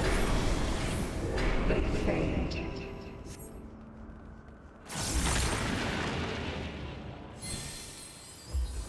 Is this ice?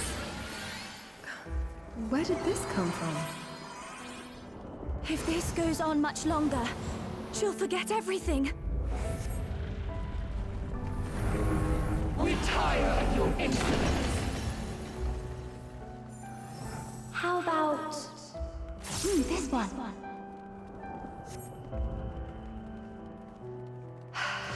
That's my color. Now, this one on the other hand.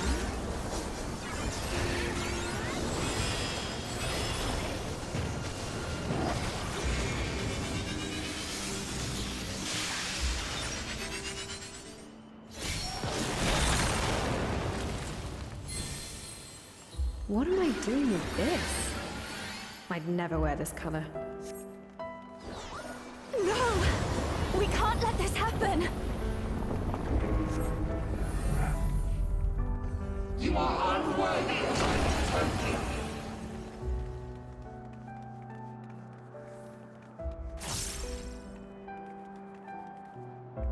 We shall bring eternal harmony. Tranquility and vitality into perfect balance.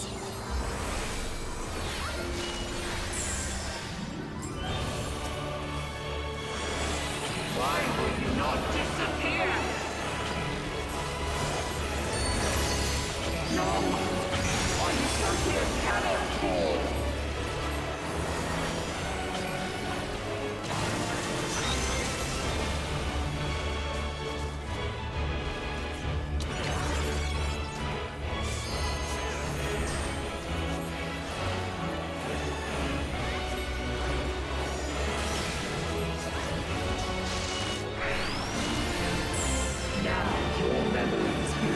to us.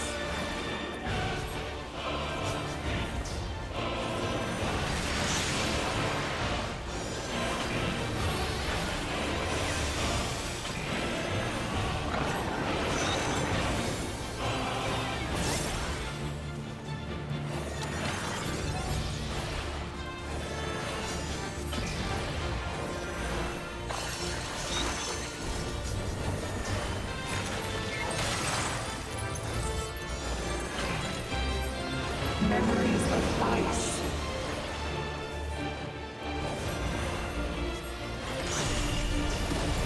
Motherfucker.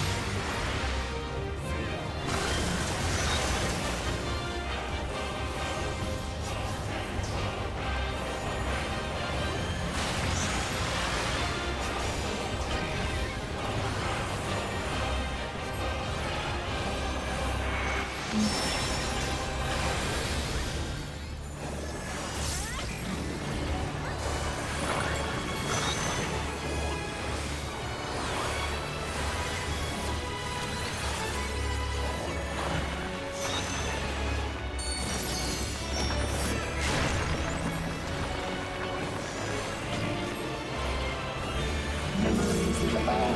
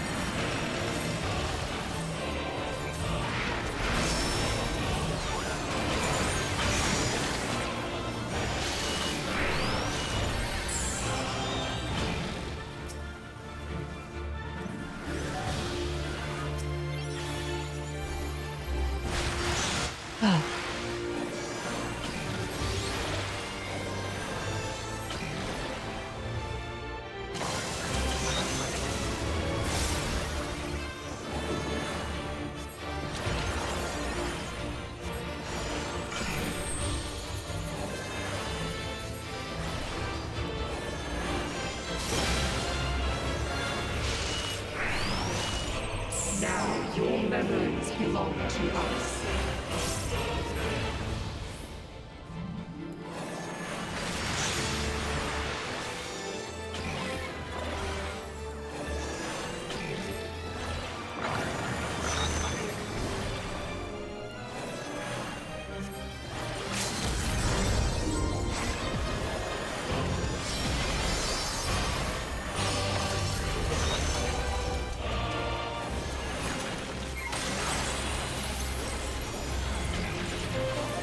Memories of ice.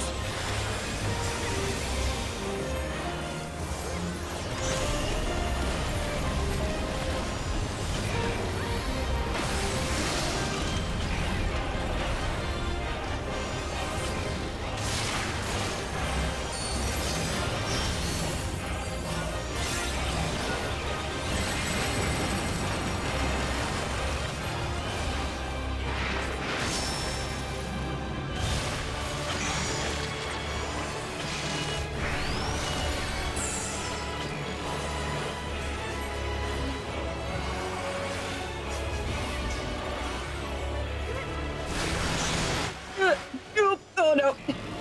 Down we both go.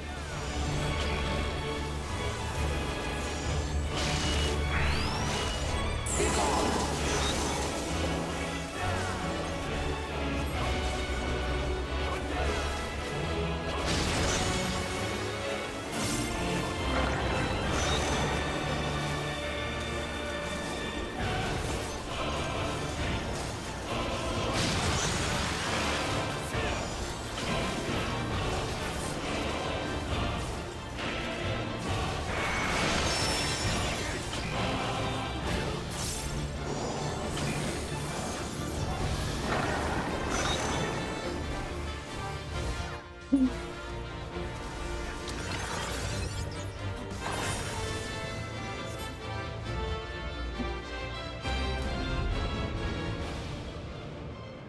utopia. A dream. Well, we did it.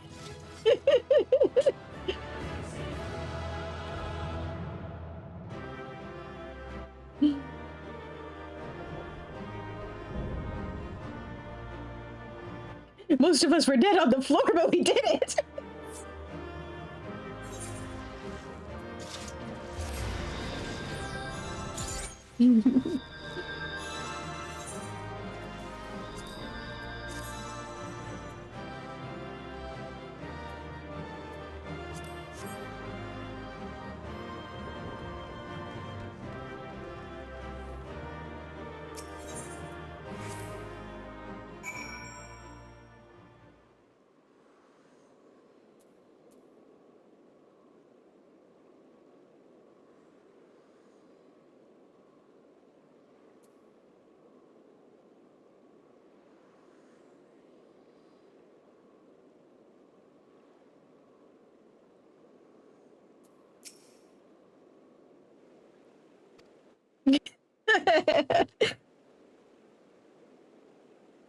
Comfier than I would have expected the floor to be.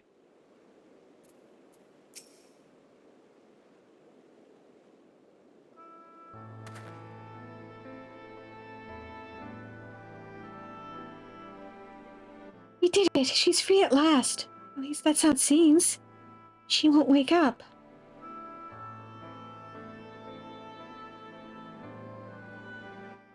I don't know if you can hear me, or if you even remember who I am. Just give me a sign that you're all right. Please, say something, anything.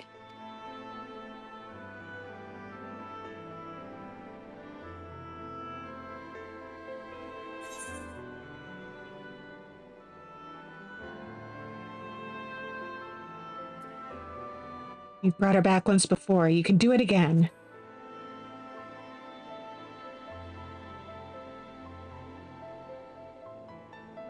You're right, Svarn. I mustn't lose hope.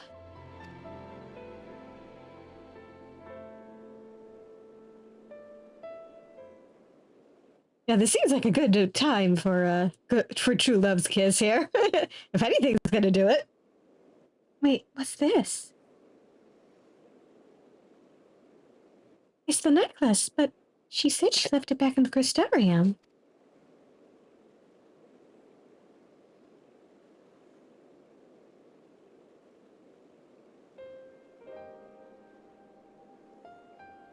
Maybe she likes it a lot more than she lets on. I suppose it does hold a lot of memories for the both of us. Wait, there might be a way we can use this to bring her back.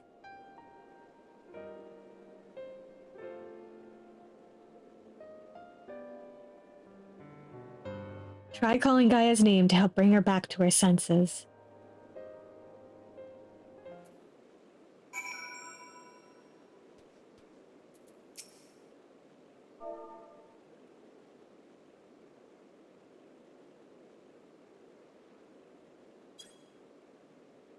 Gaia, we're right here beside you. Come back to us. The necklace begins to glimmer faintly.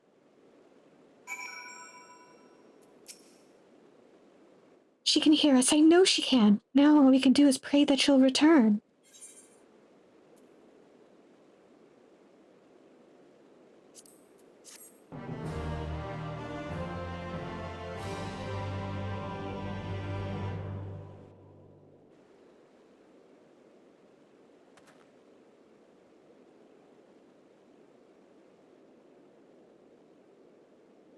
Gaia, I know you're in there somewhere.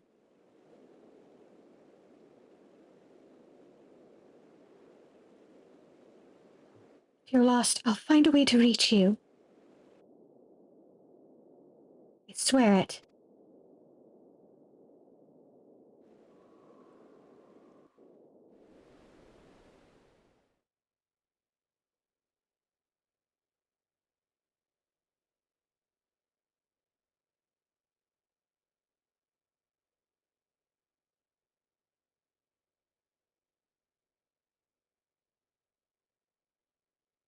Where am I?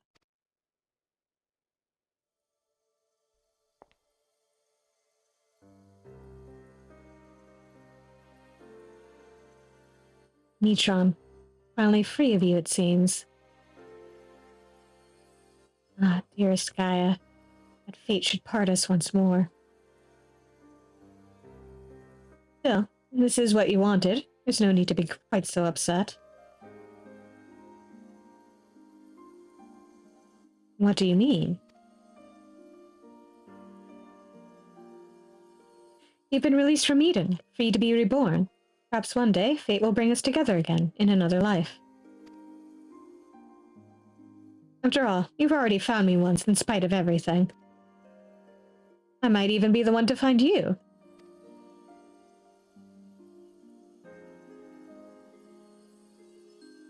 I fear you will come to forget me, forget the times we shared.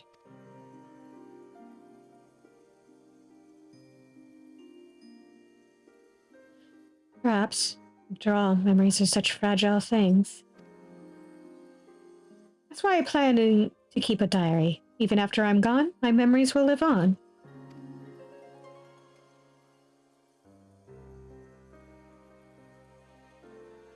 For future generations to discover.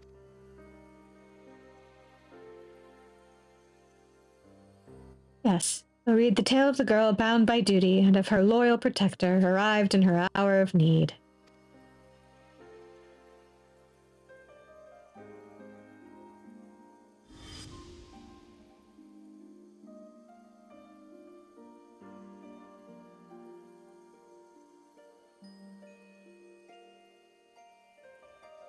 Perhaps you might leave out the part where that protector was the one who needed saving. You've grown strong, Gaia.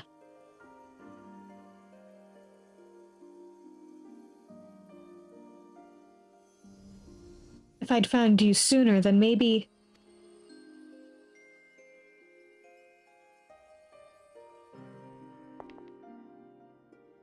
No, wait, don't leave me!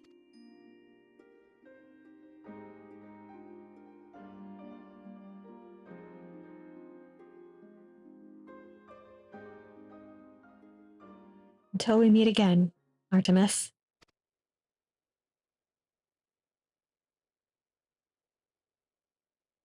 Hmm? Whose name did I just...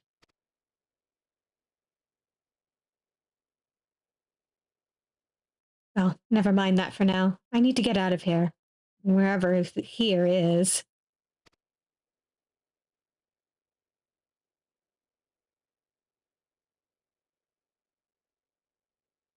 Yeah.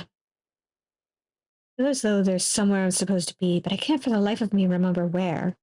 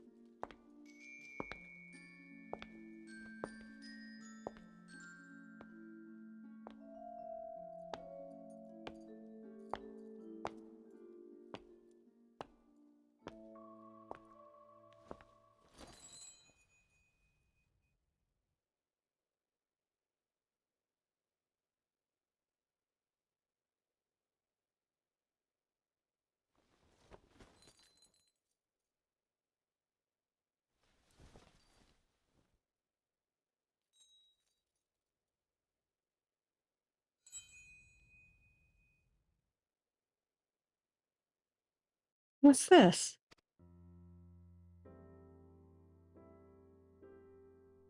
Is this ice? It certainly looks like it, but it doesn't seem to melt. It shines so brightly.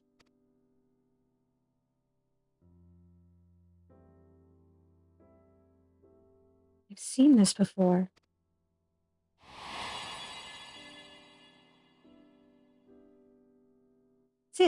It was a girl. But what was her name? Reem?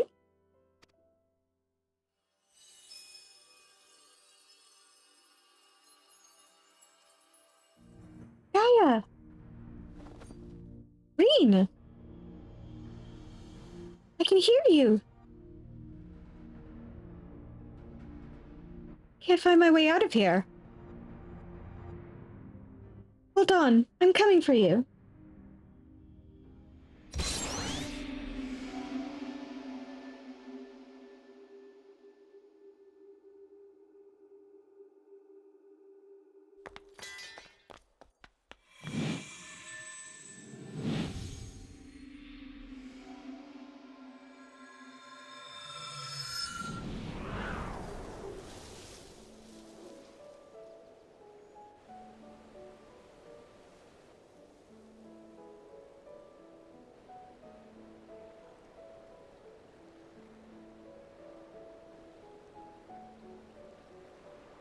You remembered.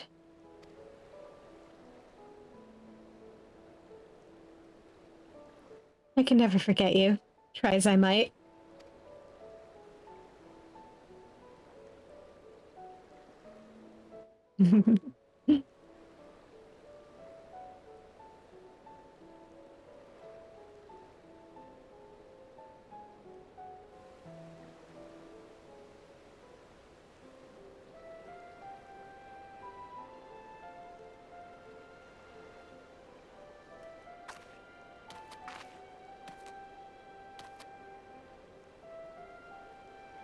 So that aether that Eden had absorbed was returned to the land. Now, just like Metron, the empty could finally be reborn.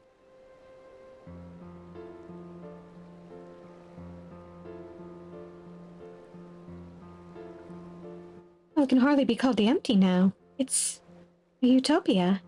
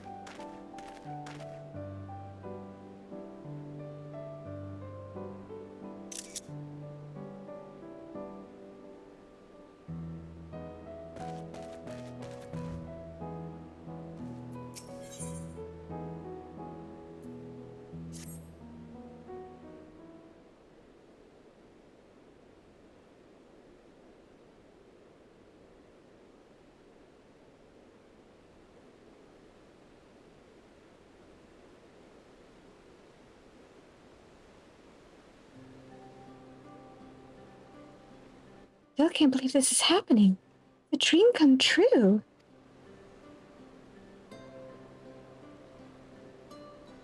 I just wish the others were here to see it.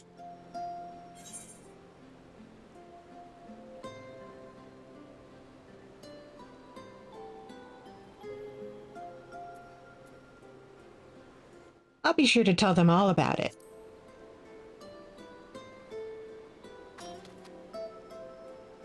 Yes, I suppose that's the next best thing. Hold on, you might even be able to take something with you to show them. Ah, but the fruit that grows here could be used to make all sorts of delicious treats. You could even make something yourself, Rain. That's a great idea, but my cooking can be a bit hit or miss. Maybe once we get back to the Crystarium, I'll ask for some advice. Actually, I wanted to ask something. When you say the others, do you mean Thagrid, the Bookworm, and Urianger, your knight in shining armor?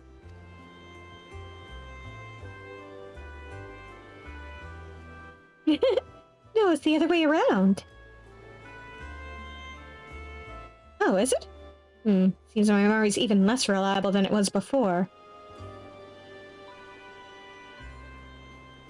Main thing is, the whispering in my head has stopped, so I shouldn't have any more bouts of amnesia. Even so, there's a part of me that'll miss hearing the fairy's voice.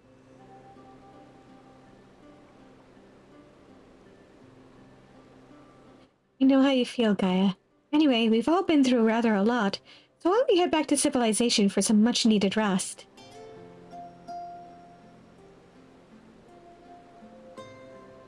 Alright, leave the piloting to me.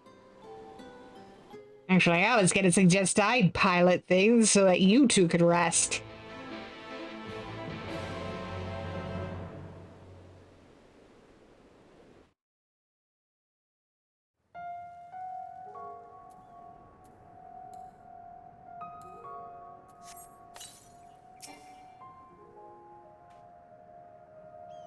I understand that keeping the Sky Slipper here allows us to save fuel from traveling all the way back to Mordsuk. But can't we just carry a bit extra? Not easy crossing the desert in these heels, you know.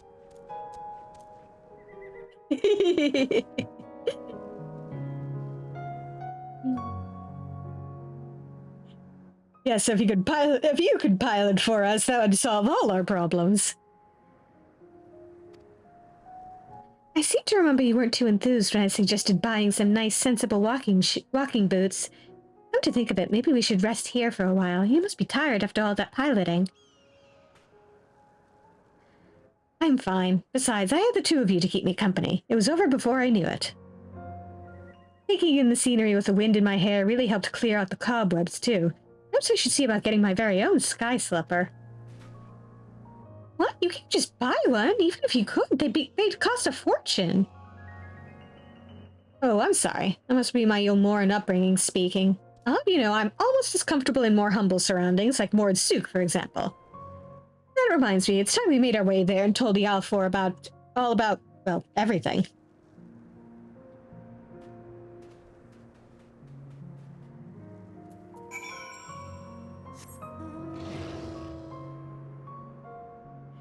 So yeah, now we have seen where the Shadow Beast came from.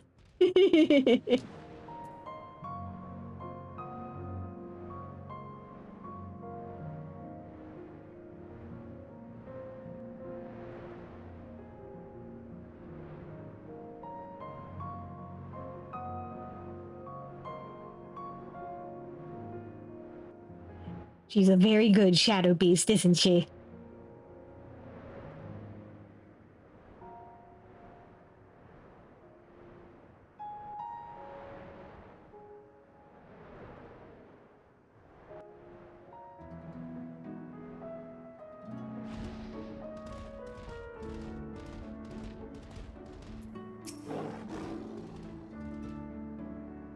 Welcome back. I take it all is well in the empty? It is now. Not everything went quite as we'd planned, to put it mildly, but we managed to revive the ambient ether.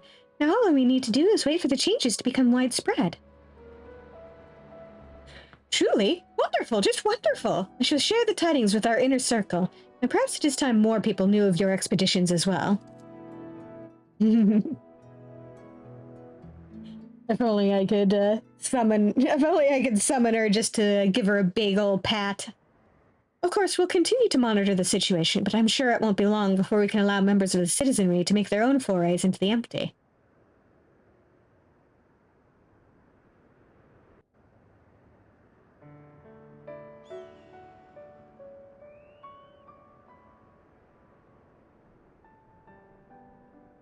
I'm pleased to say that I too have some good news to share. Our investigators in Yulmore have finally found some information pertaining to Gaia's true identity.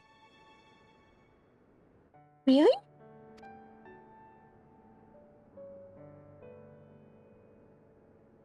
As it pertains to matters of a private nature, the information is being treated as highly confidential, so I haven't actually looked at it myself, but I imagine it includes Gaia's real name.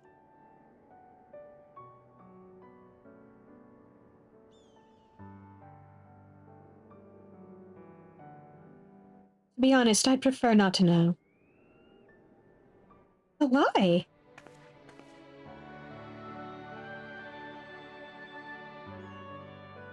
You see, I've come to learn a lot about my past, even before my life in Yulmore.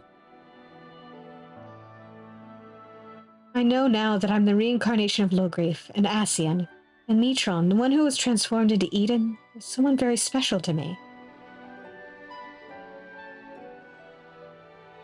For 100 years, Mitron called out to me in the hope we'd be reunited. There was no answer.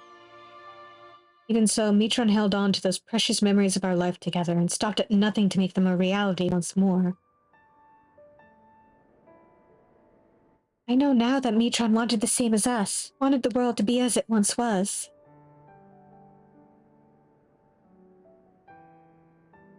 Yes, it's a shame that things turned out the way they did. In those 100 years of solitude, that dream became an obsession.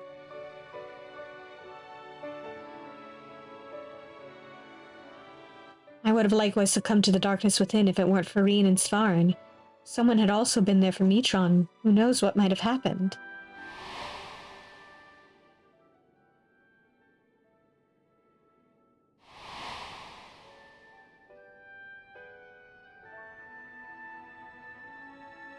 That's why, from now on, I want to help those in need, to give their dreams a chance to come true. For me, the name Gaia symbolizes hope. And though each of our lives may be but a drop in the great river of time, hope springs eternal. Gaia. So, I'm sorry. While I appreciate your efforts to find my past, I'm looking to the future now, as Gaia.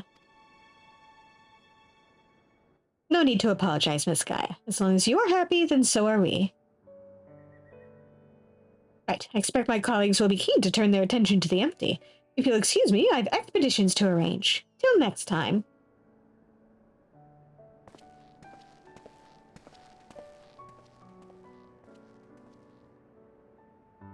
So, what shall we do now? Come on, Rien, don't tell me you've forgotten.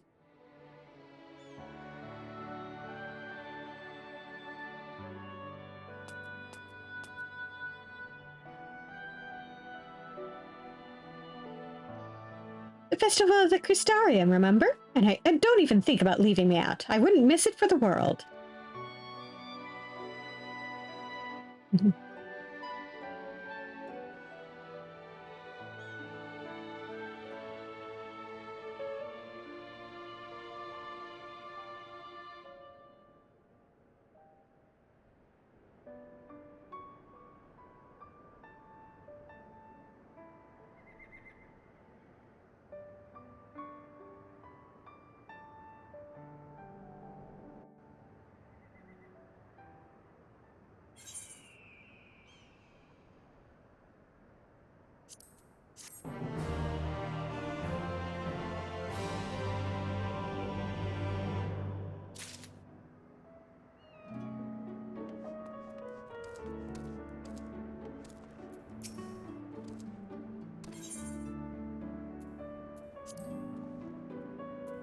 Yeah.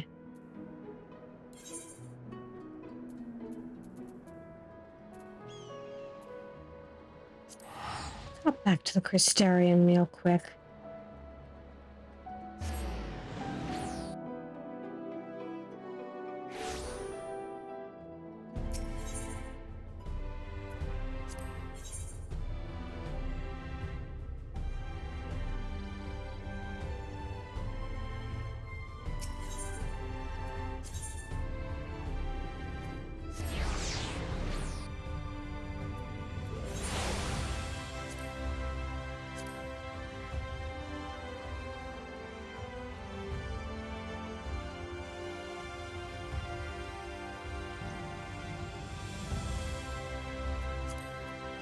Hey, Cyella.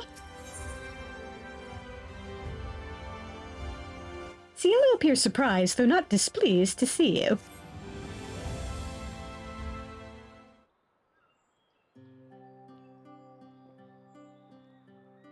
If it isn't Svarn loitering about the stairs, just like any old day. And here I was worried that you'd gone back to your world for good, and I was too late.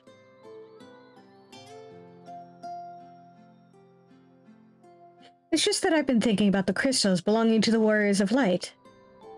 I hear they ended up with you after you lot defeated the Virtues. I assume you have Ardberts as well?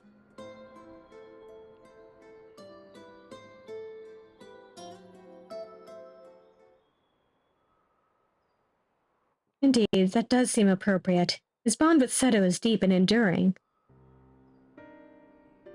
As for the others, I'd hoped you might be persuaded to leave them in my care. It was only right that they, like Ardbert, should accompany you on your journey to set this world back on its proper course. Yep. Can't get rid of me that easy.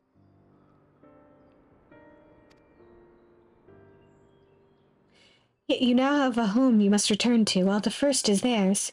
After all they did to keep it safe, they deserve to be here to see what its future holds.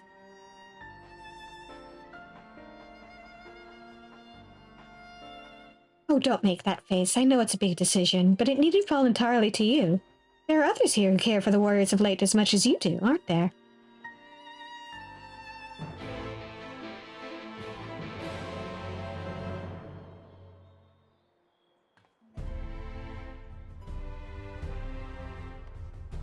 Nope.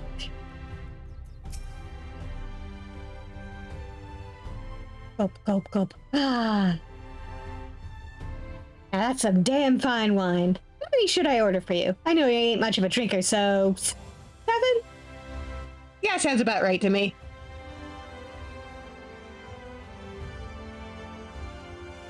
What? You want help deciding the fate of Lamit's crystal?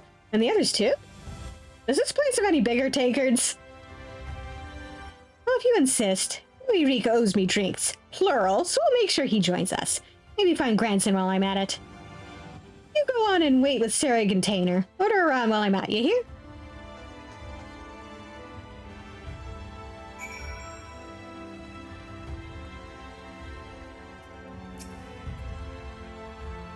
Good to see you, Svarin. What did you say that has Giot so worked up?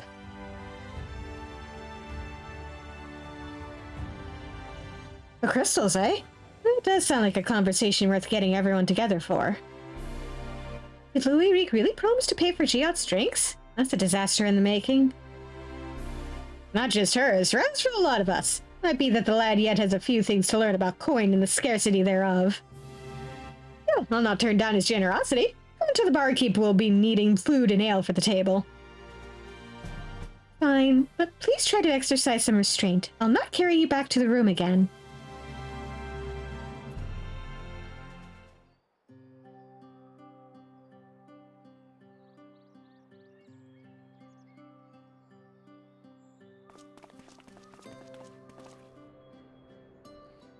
Here we are. How much of a head start did you get? Should I ask him to bring out the cask?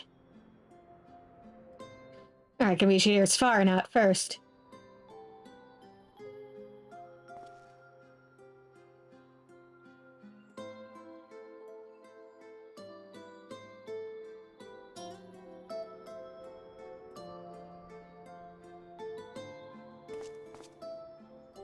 So you're telling me that the barmaid was one of Nilebear's companions, not to mention the Shadowkeeper? And from a different world? That's laying it on a bit thick. It certainly raises questions. Quite, such as how she retains her youthful visage. Not that. I had my suspicions about her. The other night I was at the counter, quaffing my ale, having a grand time, and next I realize I'm outside without a guild to my name, and it ain't the first time. It could only be the power of the Shadowkeeper. And not that you drink enough to fell a small army. I was about to say something like that. If Svarin says it's true, I'm inclined to believe it, which leaves us with the matter of entrusting the crystals to her. She's right that this was Brandon's home, the others too, and it's home to their most important memories. Not all of them good, maybe, but everyone they loved is laid to rest here. I agree. Nilebear belongs here. Arbert's crystals with Setos in this world. Lemmy would want to be near. Brenda Ray as well, I think. She'd want to be with her friends in the place that she loved.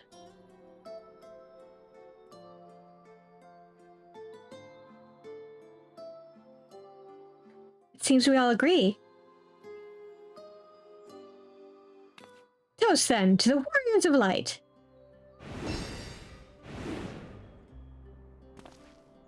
To the Warriors of Light. Drink up. I'm paying, and as bounty hunters, I expect you all to take proper advantage of that. I hate to disappoint, but I'm not much for alcohol. This juice looks nice, though.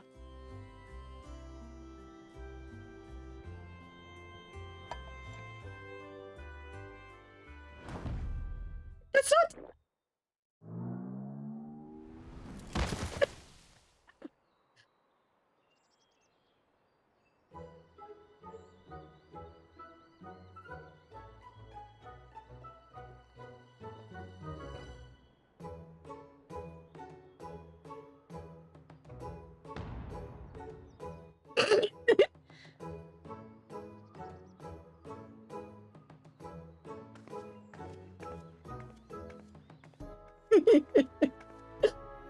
How did you manage this? Twice the best and half the time as normal patrons, I swear. I overheard your conversation, by the way. Do you agree with your friends?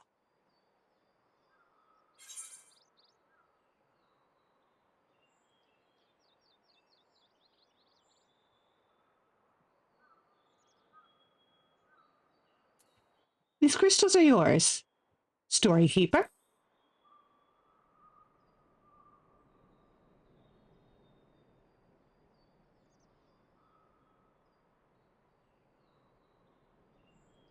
Their legacies are safe with me. You have my word.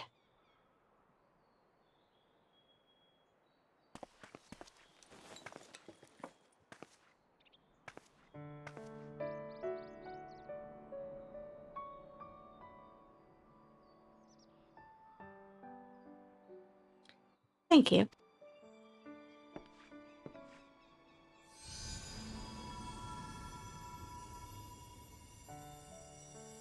I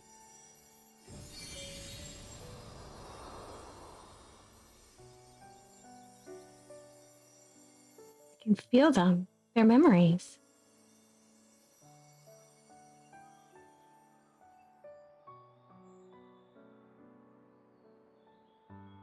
Why?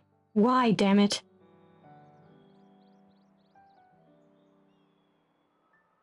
We're all just like Ardbert. I betrayed you, I manipulated you, and still... You thought of me as a comrade, friend, until the very end.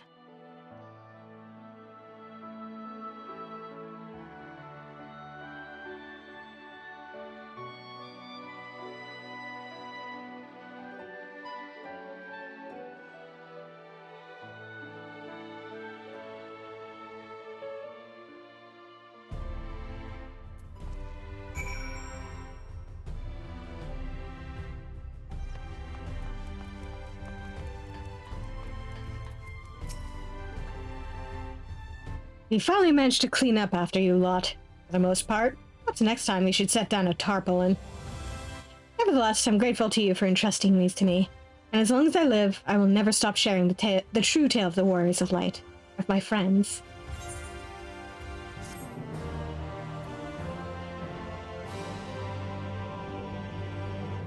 The quest The Hero's Journey will now be made available. In order to accept it, you must have completed the Chronicles of a New Era quest, Talk Around the Clock, the Diabolical Bismarck, a Fiendish Likeness, a Deific Simulacrum, and a Demonic Duplicate.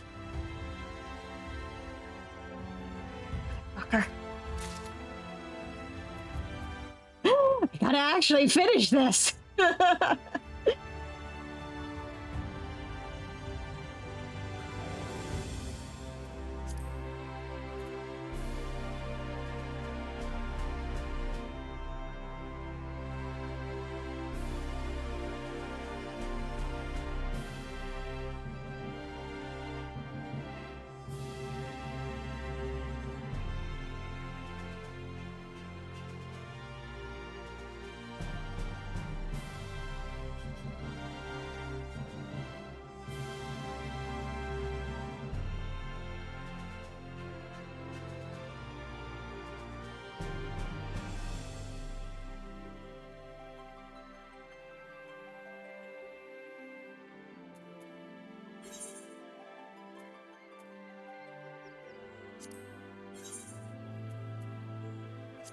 You know what?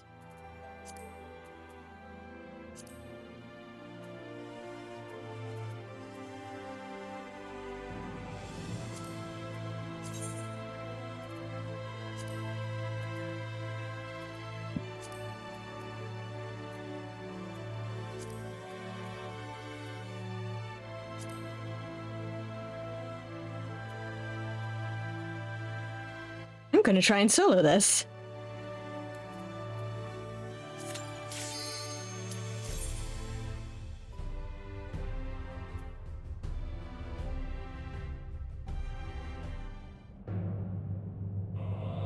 Hello, Hika. I might also be about to perish because I'm trying to solo this. Yeah, exactly.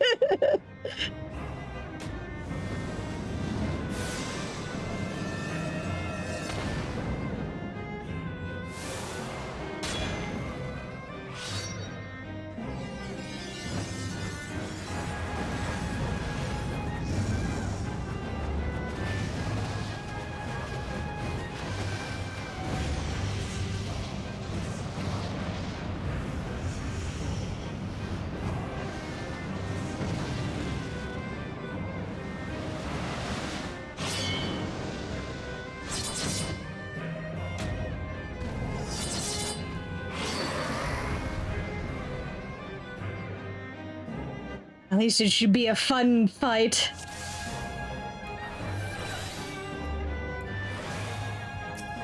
Dance to the song of ringing steel.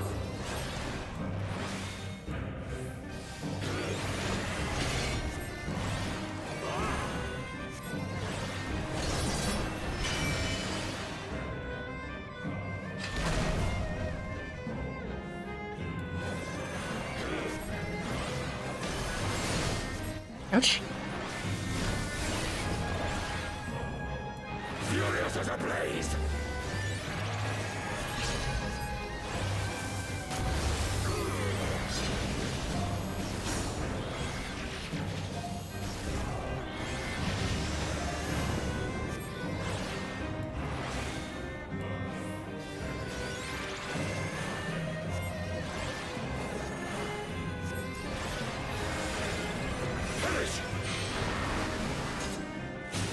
Ah.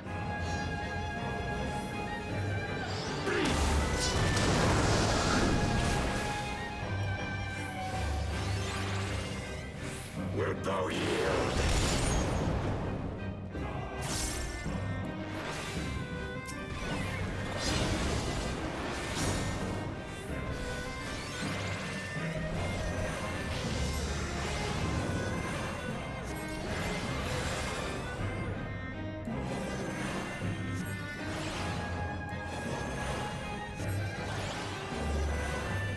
I am invincible! Wilt thou yield?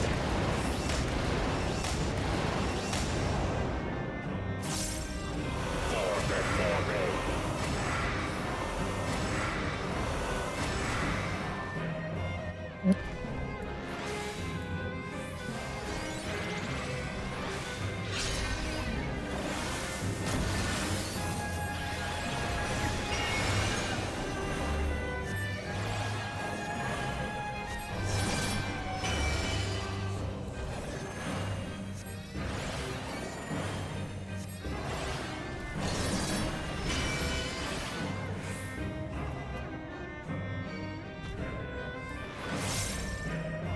Take wing, ye souls of war!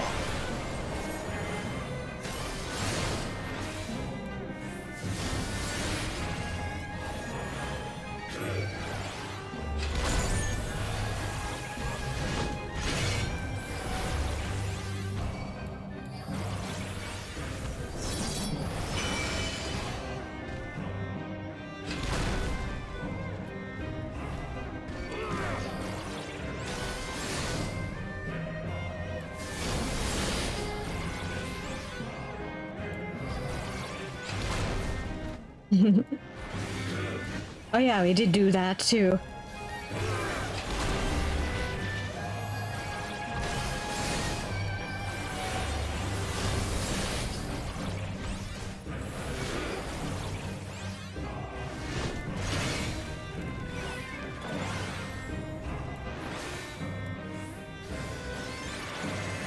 Prepare thyself! Nope. Rejoice in the glory of combat!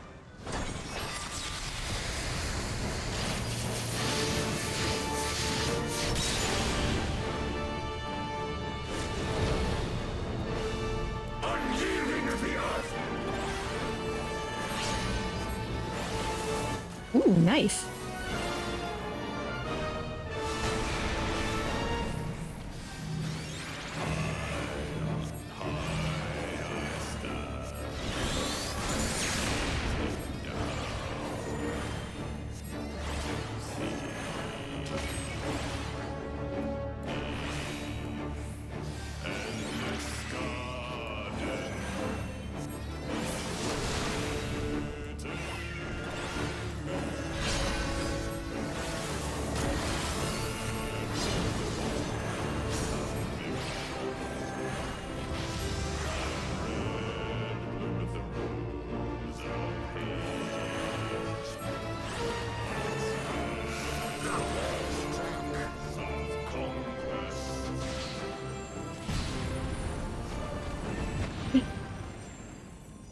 Thus does the sacred rite of combat proclaim the victor.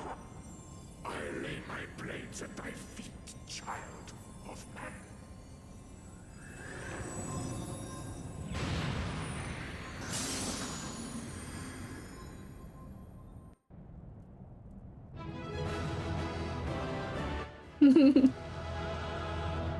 I'm actually proud of myself.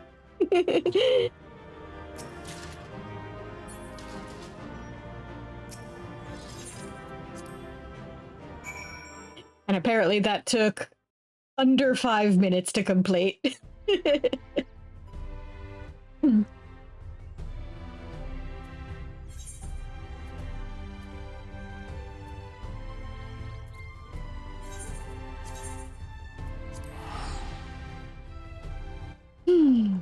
Victory is mine.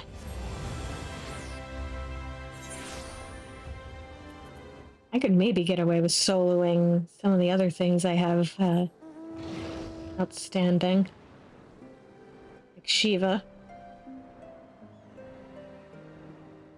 Yeah! He is a mighty sage.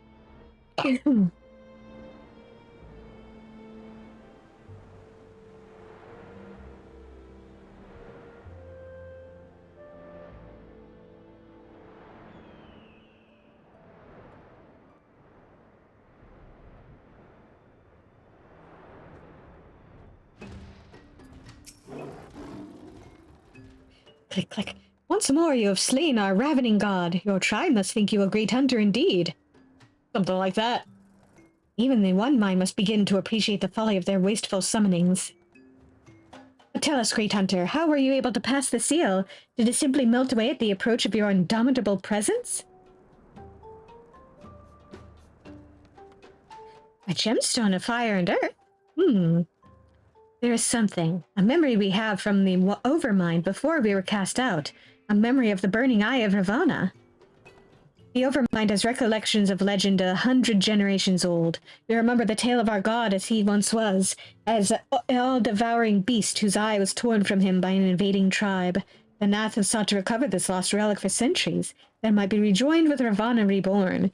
But even were it found, it is said that only the most worthy of warriors can bear its searing touch. I now understand why the seal granted you passage. But tell us, great hunter, how came you by the eye? A youngling named Unakala? Your deed has returned many memories to the surface of our mind, but that name is not among them. To gift you with such a prize, he too must have thought you worthy. We thank you, great hunter. Too soon do our memories from the Overmind fade, but you have given us a new story to tell.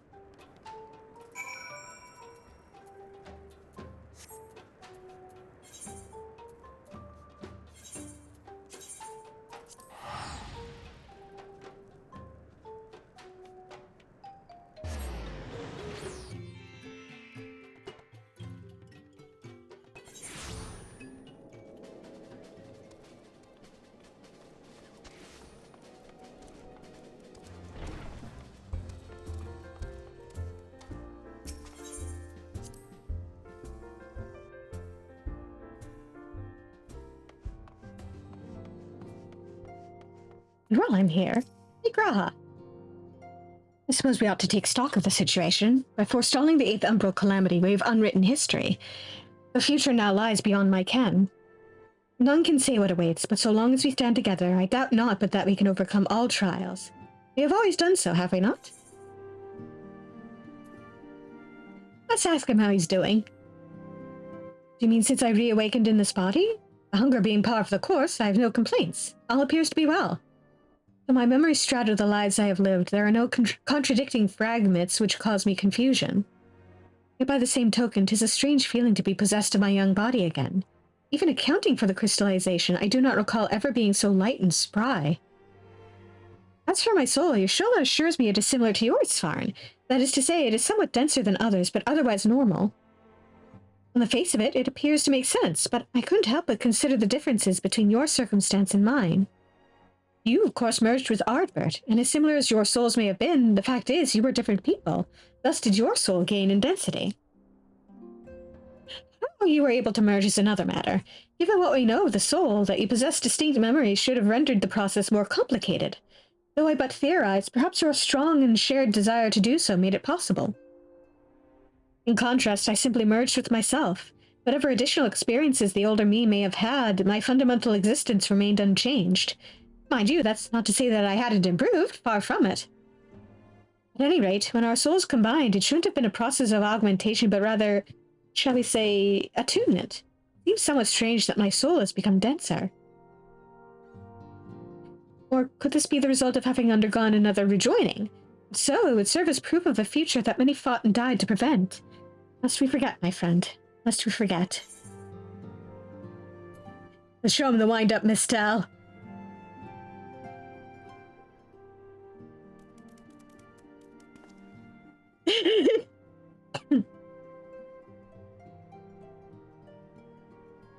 Well, now, I have my suspicions as to what this is about, but would you be so good as to confirm them for me? Aye, just as I thought. They went ahead with it after all. The artisans of the Mean had come to me with a proposal, you see. In celebration of the knight's return, they asked how I wished to be commemorated, on a coin or as an automaton. Neither, I replied. Well, the good it did. I knew I would be embarrassed. It makes no difference what name they give it. Yet still they did it.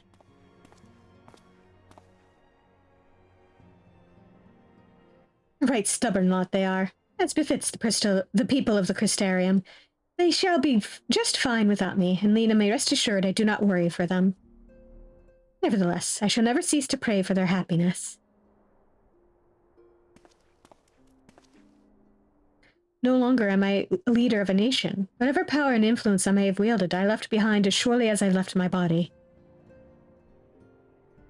But everything I have ever felt and experienced, all of these things and more I have brought with me. You have brought for me.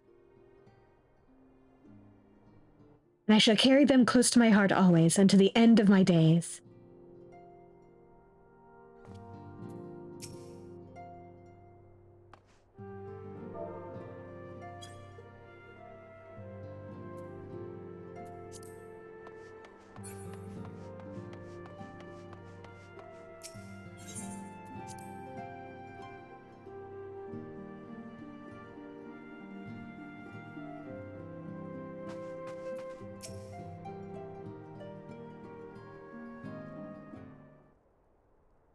And thus is the Lord of the Hive's essence returned unto the land. Yeah, he deserves all the hugs. And thus has the essence of Ravana joined that of the Lord of the Mist since return unto the land. You have my gratitude, Warrior of Light. Without your valiant efforts, these primal terrors would have invited devastation on a cataclysmic scale. For unlike others of their ilk, Bismarck and Ravana both harbored the desire and the power to reach Ozzy's law. It is with dreadful certainty that I sense their intent to feed on the strength of the warring triad, and thereby amplify their own power by an order of magnitude. By what wisdom do I claim such certainty? I'm gifted with, how shall I put this, an intimate knowledge of the primal mind. You are curious, I'm sure, but you need not understand the nature of a power to use it, do you? It's much the same with the Echo, I imagine. Well, the realm of Eorzea, ever has it been a land embraced by gods, for weal or for woe, I should wonder. For the time being, I shall remain here in the Rising Stones and assist Urianger with his research into the icons. If you should require aught further of me, simply ask.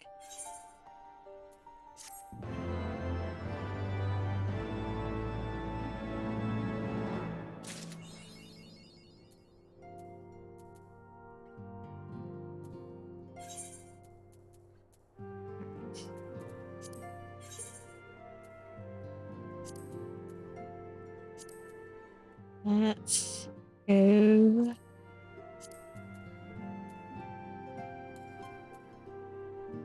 Beat up Shiva.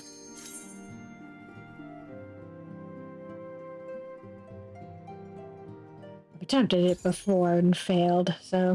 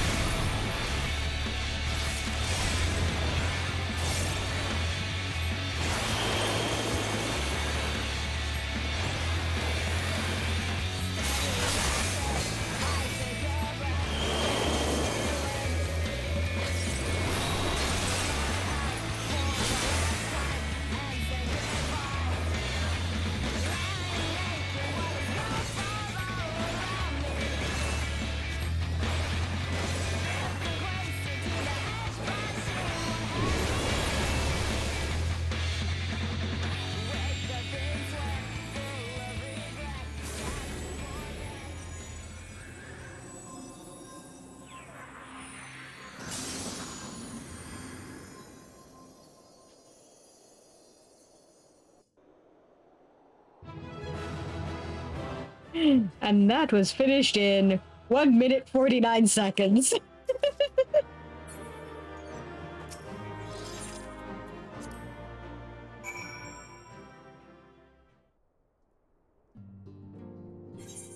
Yeah. Turns out if you fight everything when you're if you fight level 60 and 50 stuff at level 80, it tends to be easy.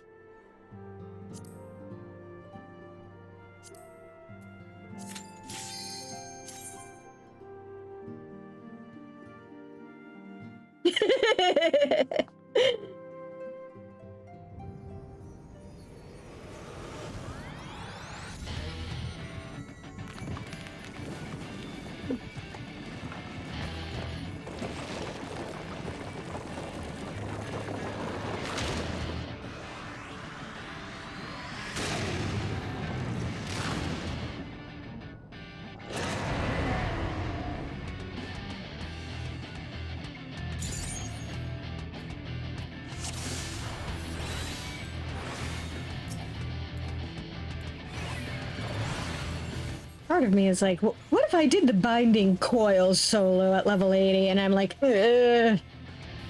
I remember doing it at level 90 and it was a pain in the butt. I'm not doing that even lower level.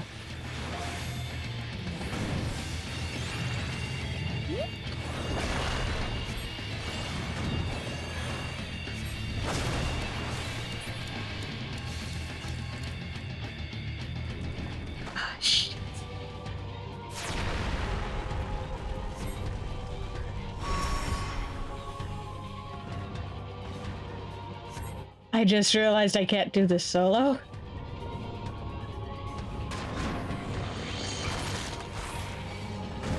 Oh, maybe I can.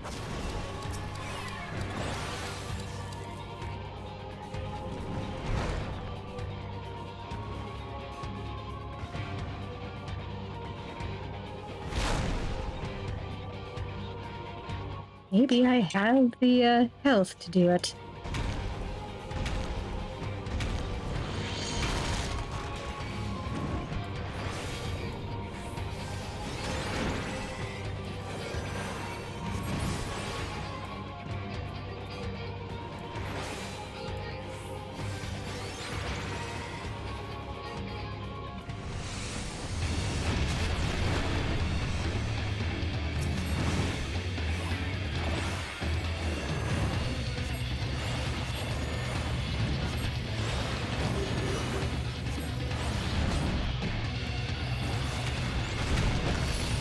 Ouch.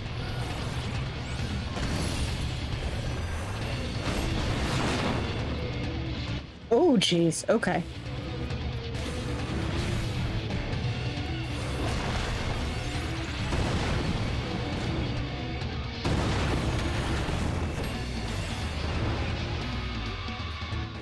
Two minutes, 14 seconds.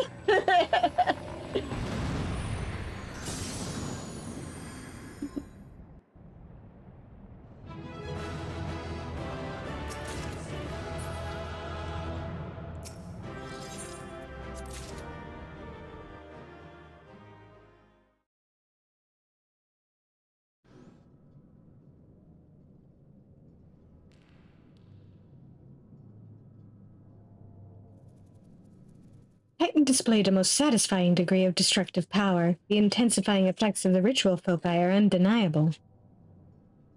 Powerful though this incarnation was, the Primal's eventual defeat was not unexpected. The burgeoning strength shown by the Bringer of Light, however, has grown beyond reckoning. Yeah, I'm level 80. Such a demonstration of force serves us still. It invites ever greater retaliation. Yes, as the light burns brighter, so too are the shadows steeped deeper in darkness.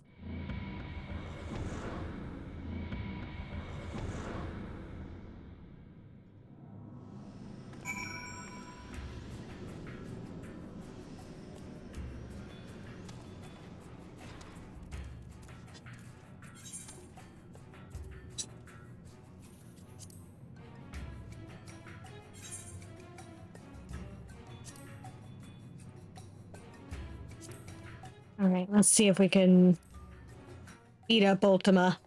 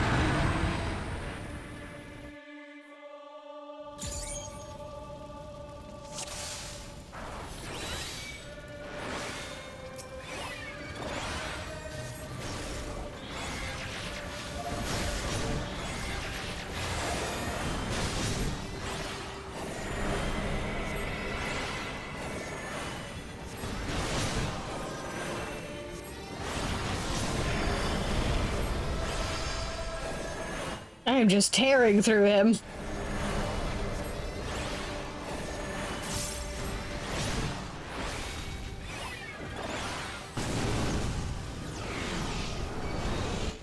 Shit.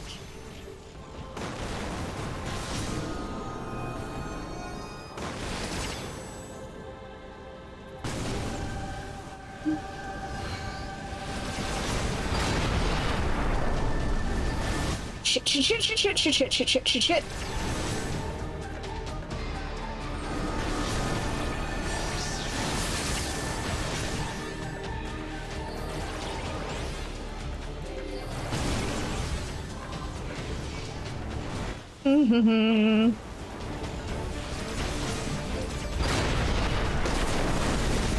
Ouch.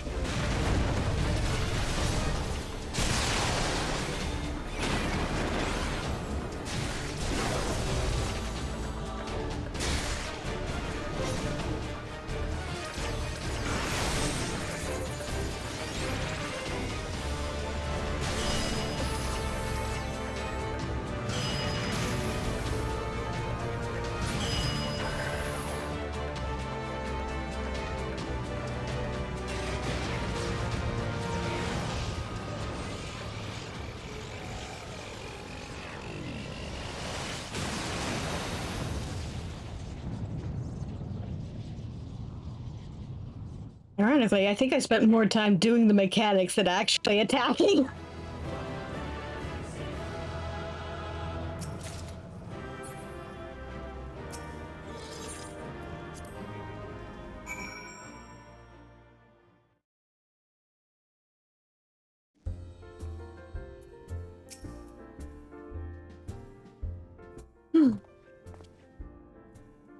That might be my best work yet. Was it not just as you remember, Svarin? Come now, was a little exaggeration. I only changed a few details for dramatic effect. Even if I had not, others would have done so eventually. It is the nature of every story to grow with each telling.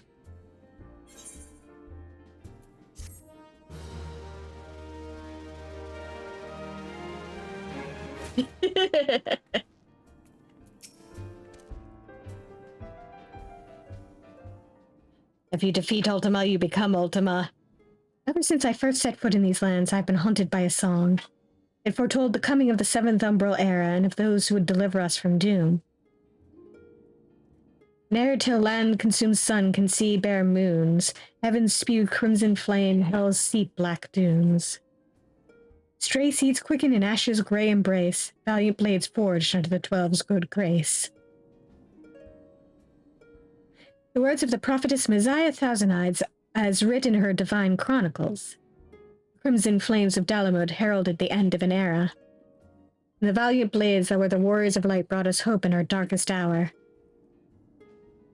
7 waning moons see 7 suns rise, divine order, royals, fallen corpses rise. I swear that wasn't my doing. Souls from aether far, strangers from strange lands, yester with thine eyes, morrow by thine hands. We knew not whom the verses spoke of, not I, nor the Archons, nor any other soul in the realm. The warriors of light were lost to us. If not them, who could it be? And then came the rumors of one not unlike them, a man who walked in the light of the crystal. From the moment I saw you, I felt it must be true. Having learned of your deeds in their entirety, I now know it to be true. You are as they were, Svarin, a warrior of light and an inspiration to us all.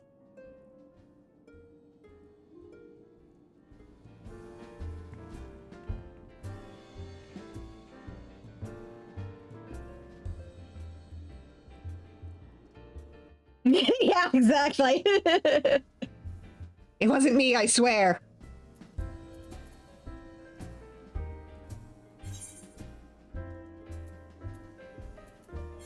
And let's go back and do the seasonal quest before I forget about it entirely.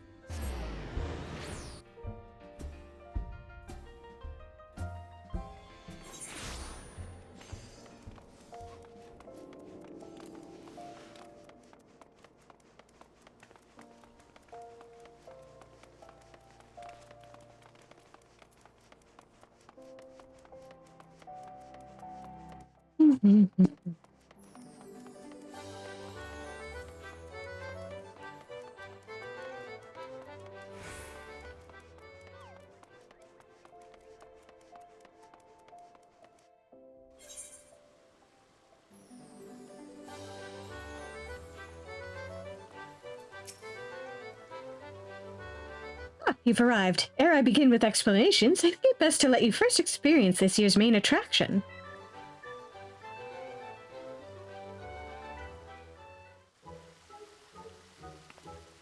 People of Ul'dah, lend me your ears. Allow me to present my dear friends, come all the way from the Far East.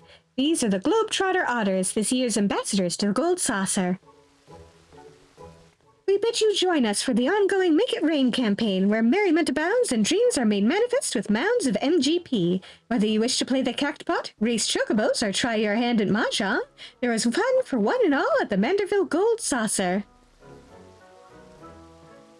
Beep, beep.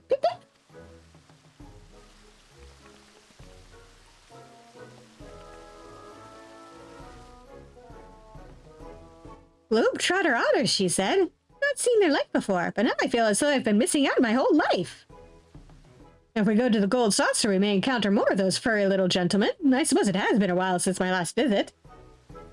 Very professional.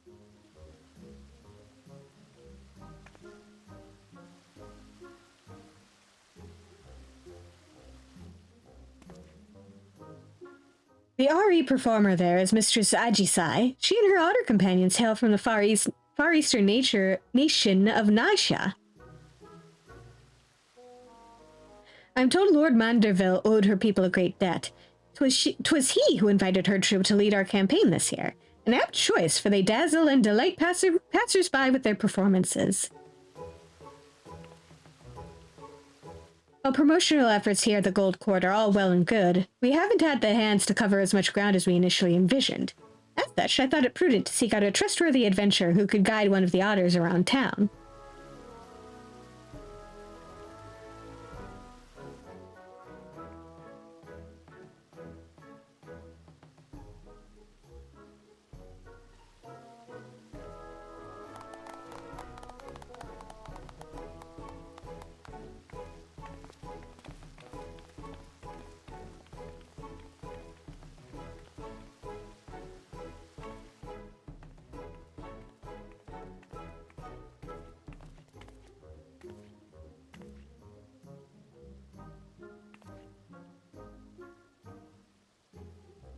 Ah, this must be our assistant.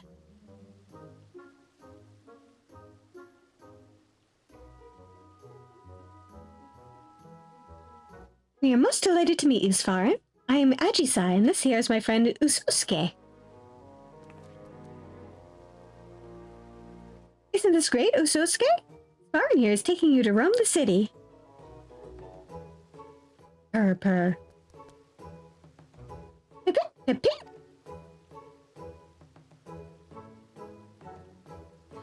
You say he seems a trustworthy sort? Why, that's rather high praise coming from you, and quite rare besides.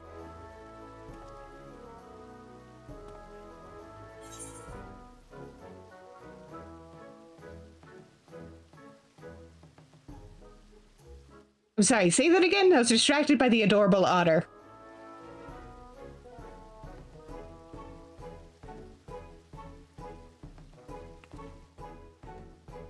I can scarcely blame you. Their round little eyes, their precious waggly tails, their damp fuzzy heads. Oh, it's all so wondrous. You see, for generations, my home village has lived in harmony with otters. Having spent my entire life with them, I am well accustomed to their speech and mannerisms. Very professional. In fact, Mistress Ajisai is an avid conservationist who has dedicated her life to protecting the otters and their habitats. A portion of the proceeds from this year's campaign will go towards Ascian otter preservation efforts. That they will. It is precisely why I wish to bring as many patrons as possible to the saucer. Their support, and yours, may save countless otters, so your cooperation would be most appreciated.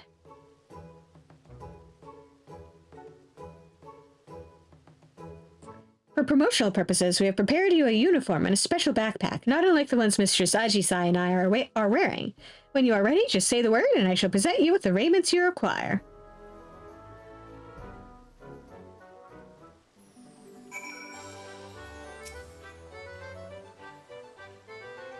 You are ready then?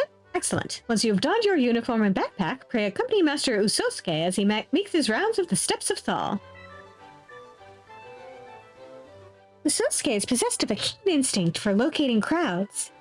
But given the limits of his vocabulary, we'd like for you to speak in his stead and inform patrons of the Gold Saucer's myriad wonders. That would be really nice, actually. We did. Ollie and I have a meeting to attend, but once we have finished, we mean to canvass the Steps of Nod with the rest of the Globetrotter otters in search of potential patrons. May the Kami of Fortune see fit to bless us both. Now, be a good little otter for Svarin, Usosuke. Do keep a sharp eye on Master Usosuke, my friend.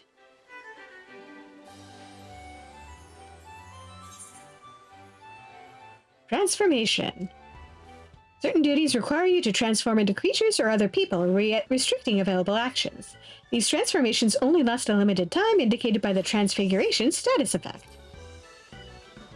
Should the Transfiguration status effect expire, or you stray too far from the objective, you will be returned to your original form. You may return to the starting location at any time to refresh the duration of the Transfiguration status. If it has already expired, it will be granted anew.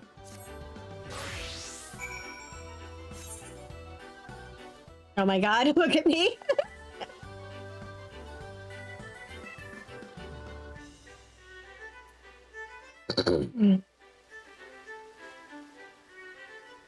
Alright, now, where do I need to go? Okay.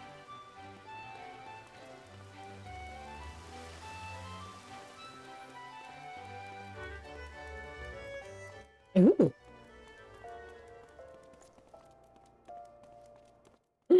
Speaking of college AU Svarin,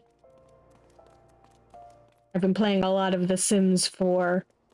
The file I've been working on is a file with a version of Theron. Pip, pip, pip. Oh, Mother, look, isn't he sweet? I think he's trying to tell us something.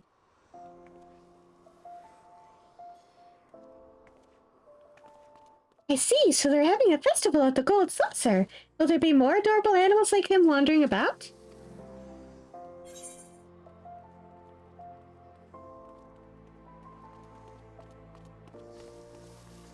And there's plenty of chocobos to meet at the racetrack.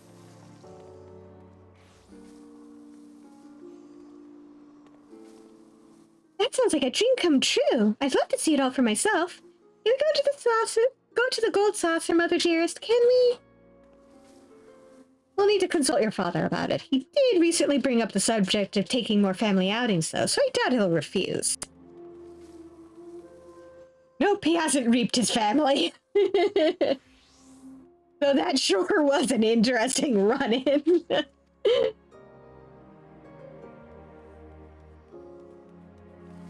Thank you so much for finding us. If I see you at the Gold Saucer, I'd love to spend more time with you. Pip, pip, pip.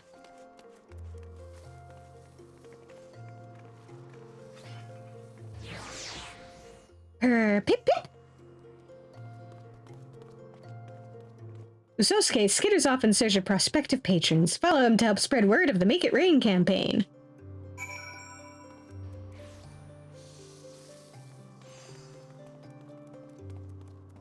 So in that save file, Saren has taken on the job of a Reaper. And on one of the outings I did with him, the assignment had him show up at a very familiar place. His family home. That sure was an interesting run-in. Fortunately, the target was not one of his family members, but oh, that had me worried for a moment. Pip, pip, pipper. Why, I've not seen a classier creature in all my days. Have you some business with us? Ah, yes, the Make It Rain campaign. Lord Godbird always did have a penchant for dressing his mascots in dignified raiments. And I see you are dressed in some striking accoutrements as well. Tell me, as an aficionado of all things fashion, what might I gain from going to the Gold Saucer?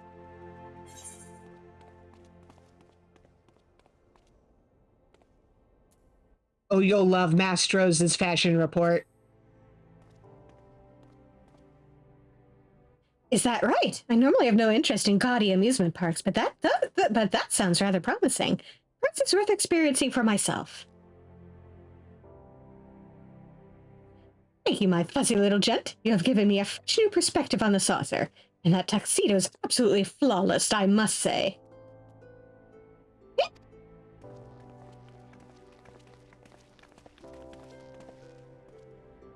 Pip, pip, pip. Usosuke sets off once more in search of potential patrons. Follow him to his next destination.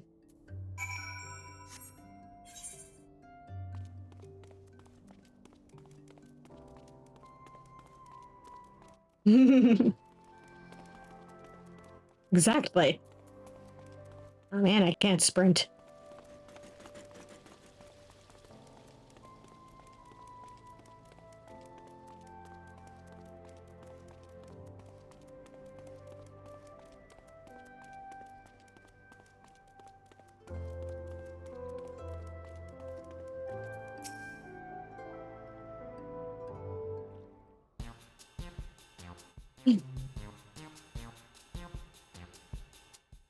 Pip, pip, pip.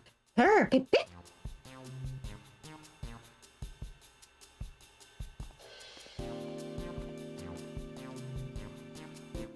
Let me guess, something's afoot at the Gold Saucer?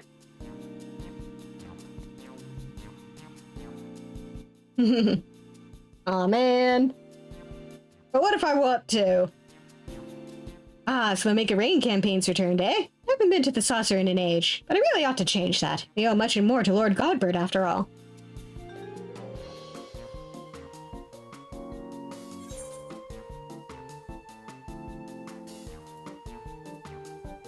Is there something he helped you with?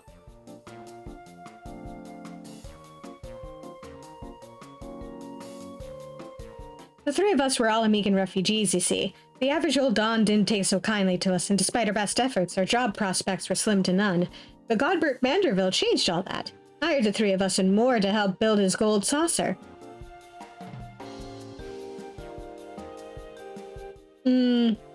Fair. I'd be absolutely gutted if I accidentally hurt one of these cute little guys. I suppose your companion's tuxedo was based on senior sabotenders, was it? Her? Senior sabotender's a favorite of mine. Him and all he represents. Construction on the saucer started soon after the calamity. In those days, Dalamud's aftermath haunted every waking moment of our lives. And yet, despite it all, there was an old Lalafellin man among the workers who loved nothing more than to make us laugh. Every day he'd think up some new dance or pose to lift our spirits. We called him eccentric, but none could deny the joy he brought us. After our work was done and the saucer was built, old Godbert sought that man out and dumped him in the first senior sabotender. Even now, even if it's not the same man in the suit, I can't help but grin when he strikes his famous pose. It ain't much of my business anymore, but keep on spreading that joy to others, just like our friend did. Pip, pip. Nero, didn't mean to talk your ear off. I'll let you get back to it. And don't you worry, we'll find time to visit the saucer. Hey, maybe you guys will even run into your old friend. Pip, pip, pip, pip.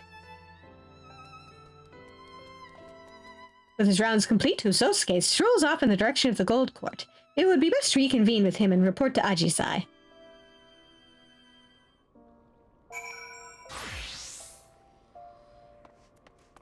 I can run again.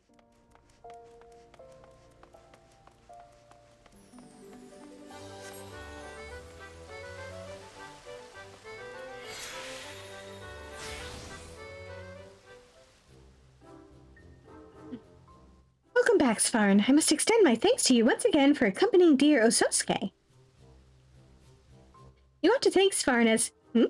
Is something troubling you, Ososuke? Pip, pip, pip, pip, pip. You wish to learn Senior Sabotender's famous pose? What inspired this all of a sudden?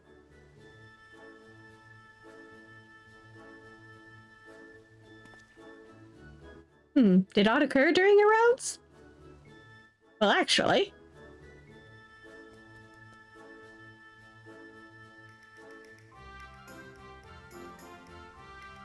Ah, so that is the way of it. I imagine Usosuke yearns to uplift others in the selfsame spirit of Senior Sabotender. Pip pip! A noble desire that, and one that can feasibly be arranged. I shall speak with Lord Godbert and request the tutelage of our current Senior Sabotender.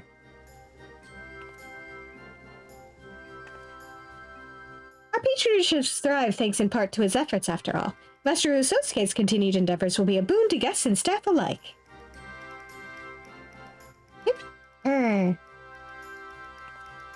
Isn't that wonder, Usosuke? Wonderful?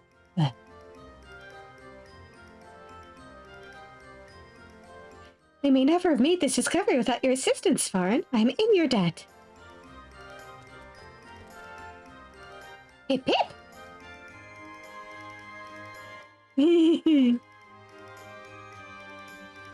These guys are so adorable. Well then, I believe it's high time we made our way to the Gold Saucer. Pray meet us there at your earliest convenience, Master Darkheart. Your reward awaits.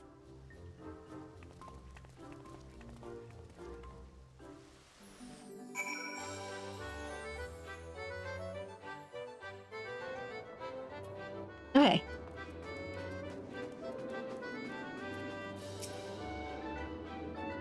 There you are. Allow me to express my thanks again for spending time with Master Usosuke. He and his fellow globetrotter otters took to their posing lessons most diligently. Our current senior Sabotender was quite impressed with the results, just as I'm sure our clientele will be.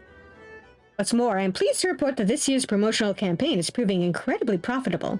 It pays to take the gold saucer directly to Ul'dah, so to speak, and you are an invaluable asset to our success. In recognition of these efforts, Lord Godbert has expressed interest in personally presenting you with your reward. Allow me to take you to him.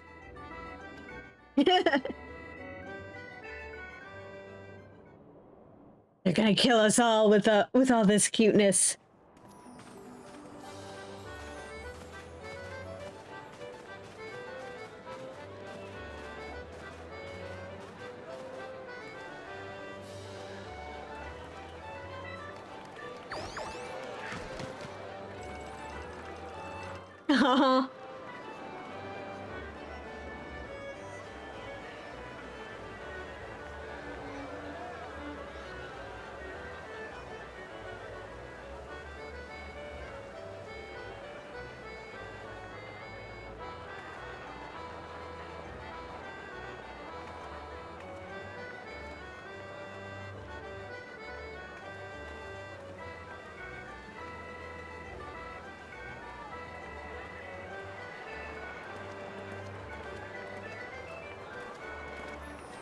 What, I'm not gonna wave back?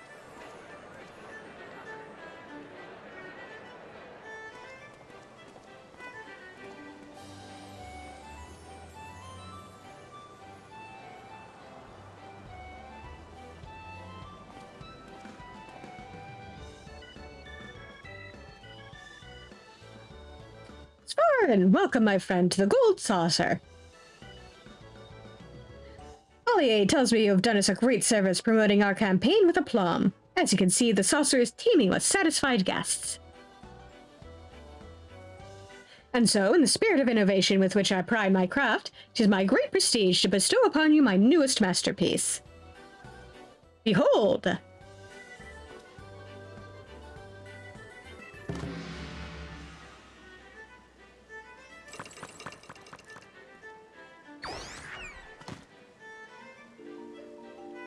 I present to you Senior Otter, a mammoth crafted in the likeness of our friend Usosuke. This miniature globe-trotter and the backpack we entrusted to you earlier are yours to keep.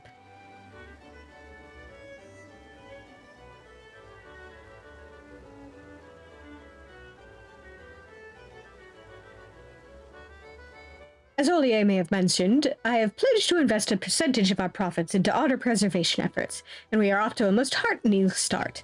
On behalf of all involved, you have my heartfelt gratitude. The Gold Saucer is and shall ever be a place of merriment for all who enter, which is why I should hope we can expect your patronage as well. Until then, know that we eagerly await your next visit.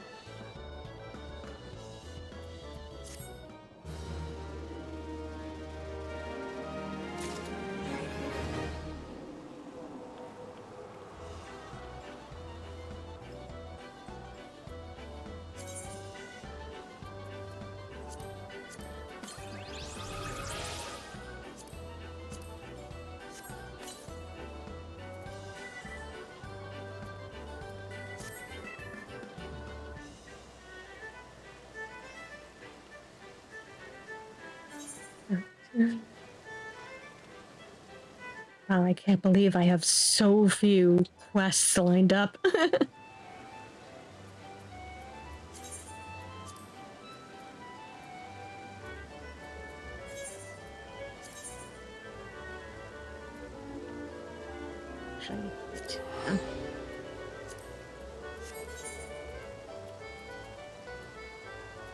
I should go back to the Crystarium and pick up that quest. The quest I have sitting... the quest whose information I have sitting on my other screen.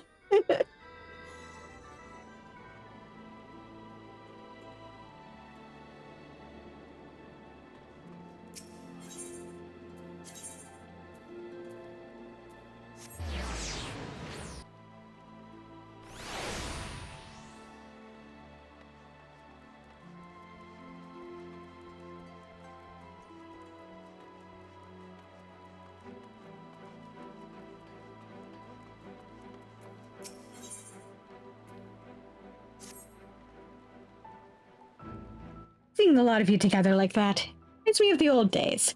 Ardbert and the rest drinking and bickering and laughing, drove each other half mad at times, but there was never any question of who'd be there when times got tough. Can't help but wonder, can I? If I'd had companions like that back home, would it have been saved? I'm not the only one who tried, though each of us stood alone. Rizunu Cowhigh.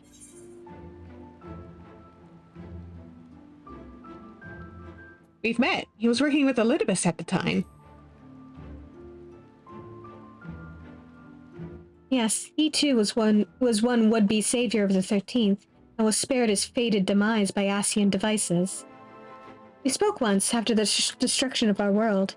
If the others could be saved, we thought we yet had parts to play. What he's up to now that Elidibus is gone, though, I have no idea. Has he found himself a new role, as I have? Or does he feel as adrift as we were back then? If you encounter him in the Source, I ask that you help him find a way forward, just as you have helped all of us here.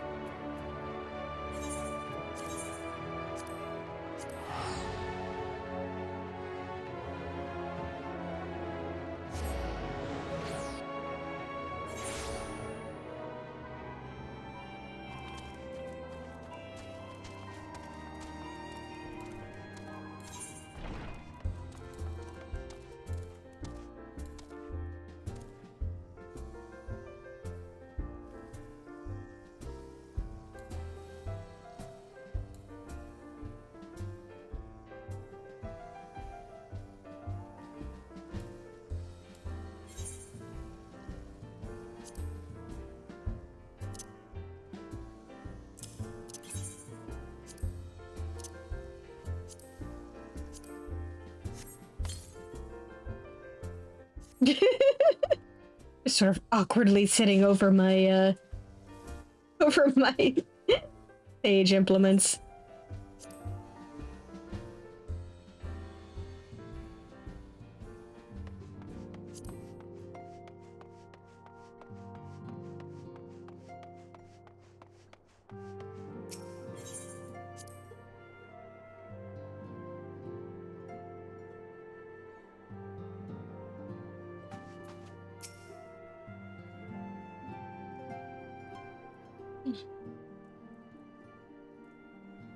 Exactly. Well, that's fine. What brings you here today?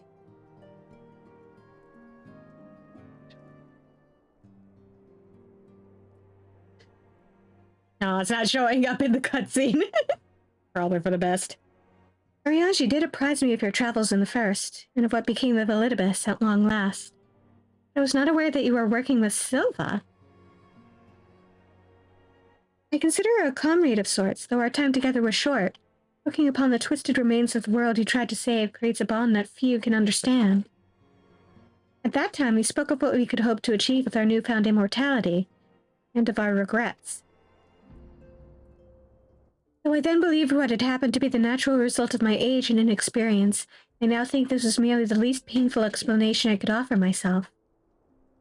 Silva is right. We ought to have sought each other out before it was too late.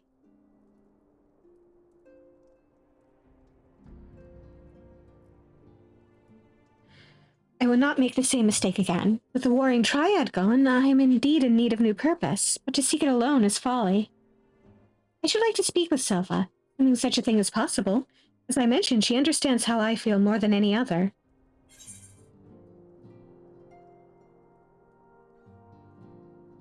Of course, all you require is your soul.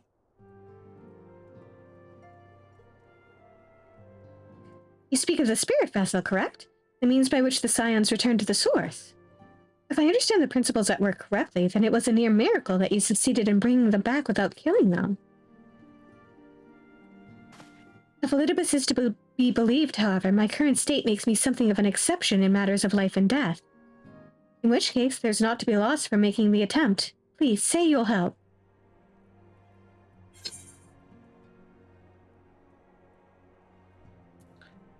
We're gonna need an expert in spirit vessels, though.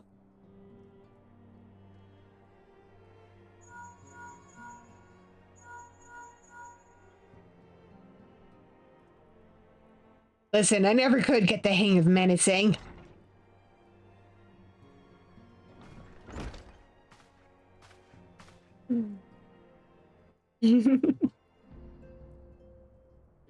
Pray forgive the delay. Thou didst seek my counsel?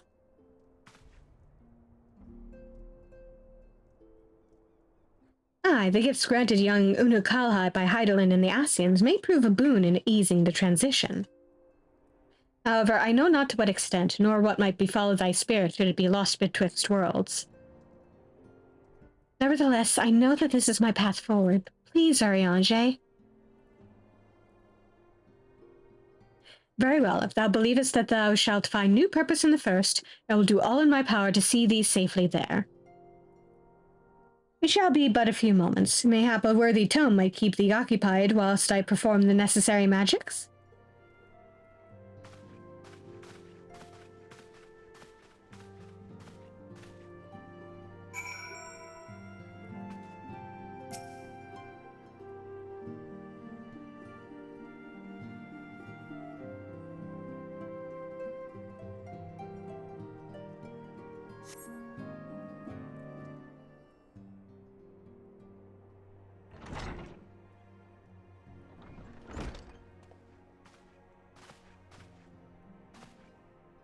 "'Tis done. Pray guard his vessel well."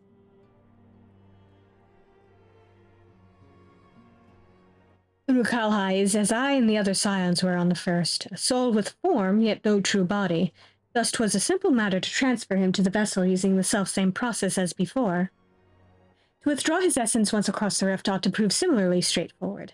However, I fear that such an existence cannot sustain itself indefinitely. Look to the Ascians' example. Their persistent use of flesh and blood vessels surely hath cause. Be it danger akin to that which would have befallen us had we not returned to the source, I know not. But the time may come when the boy requireth a fully corporeal form. Should this come to pass, I trust that thou shalt come to his aid. Yeah, I could rustle up a corpse for him. That is not what I meant. For the moment, however, thou needst only convey the spirit vessel to Becklug. Farewell, both of thee.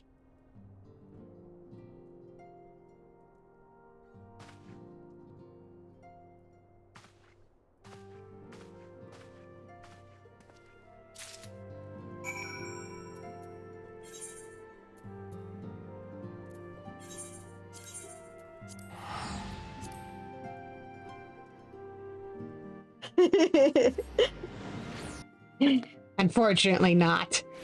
But I mean, it's the most efficient way.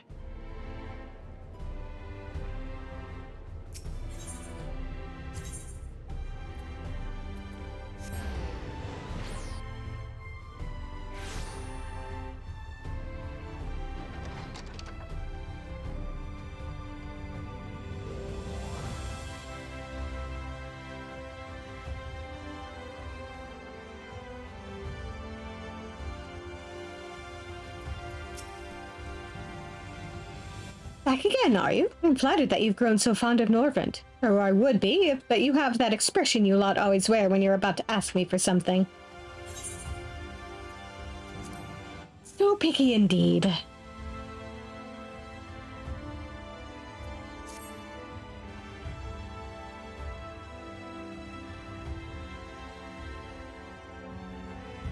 Yeah, exactly! You did what? After all of the perils your friends faced and the labors we undertook to return them to your world, you've brought another soul across the rift. Have you no common sense?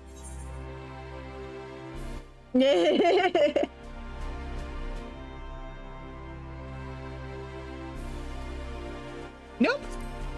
I'm a necromancer. What do you expect from me? Really? Nevertheless, for my own peace of mind, I'll assume you have a compelling reason for this. Removing spirit from vessel will be easy enough, I suppose. However, it requires a few moments without your breathing down my neck. Also, your friend is unlikely to materialize with clothes on, so I doubt they'll want an audience. You should wait here. Perhaps take the opportunity for some self-reflection.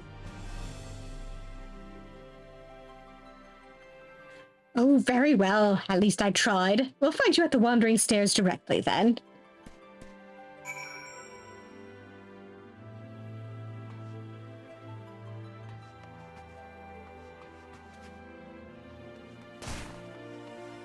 Nope.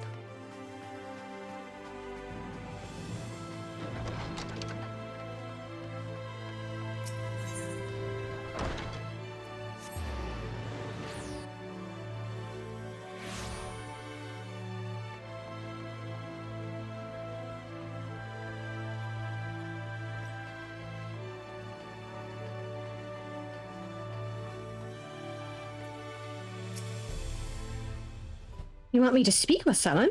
Very well. You've done the same at my request often enough.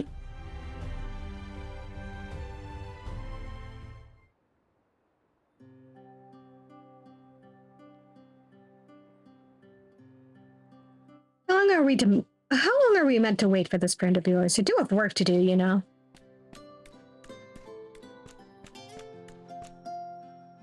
Ah, here you are. Pardon the delay. It took some time to acquire robes of an appropriate size. Is this them?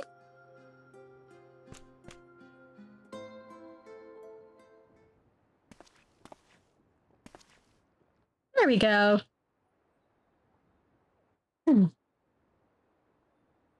Silva!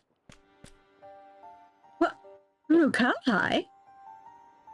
Indeed, it is I. Trust me, I can hardly believe that I'm here myself. I should think so. When I sent Svarin to ask after you, it never occurred to me that you might be able to cross the rift without Ascian aid.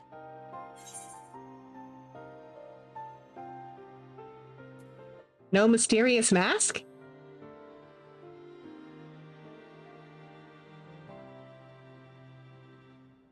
My choices and my reasons are my own now.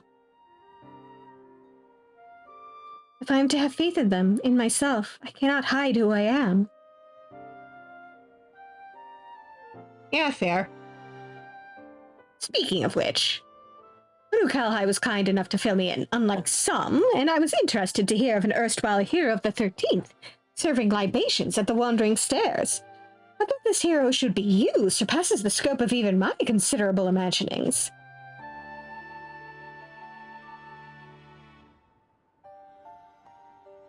Was that you at Gruenis Lift so long ago? Not so long to me, or you mayhap, though I had thought I might at last put those days behind me. But perhaps this is for the best. They're not all bad memories.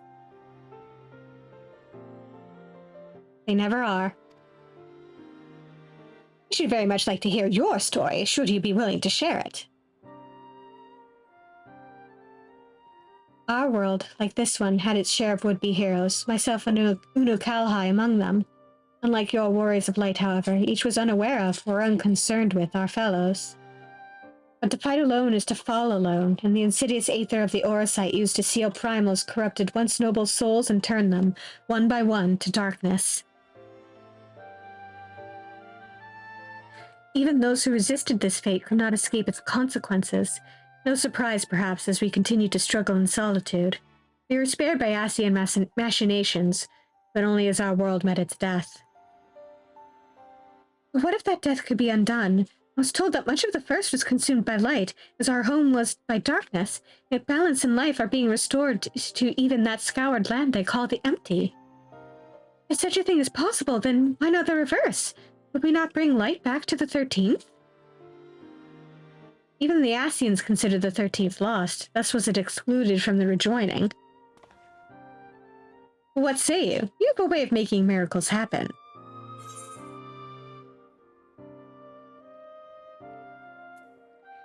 Anything is possible.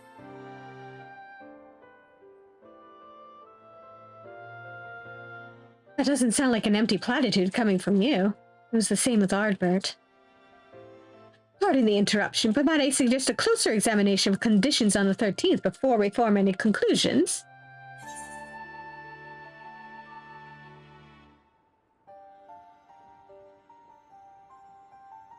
We could use the crystal tower to open a void gate, couldn't we? Please? Necromancer's full of great ideas. You've lost your head. The crystal tower is not a toy, and you are not to use it to unleash great and terrible void sent upon this world. According to the records, there was a group who worked out how to open small void gates, through which to summon minor fell beasts and the like.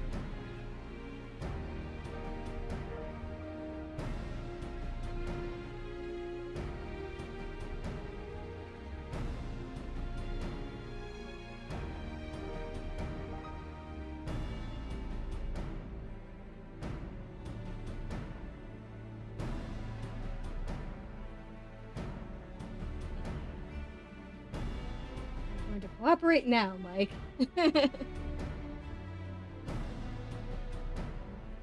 Looks like it's cooperating.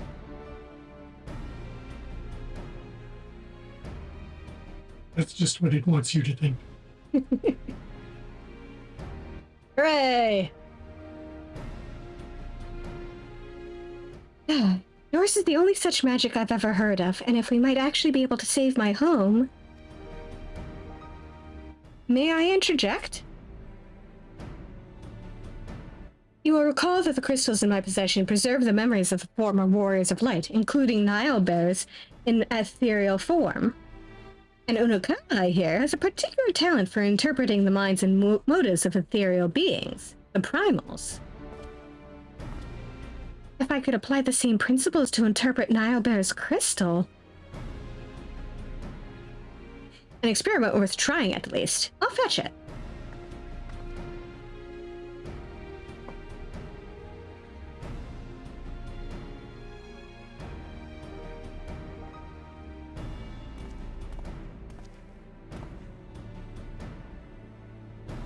Speak to me, Nile Bear. Do his memories of training with Tainer remain? They do. Such strong sentiment with them.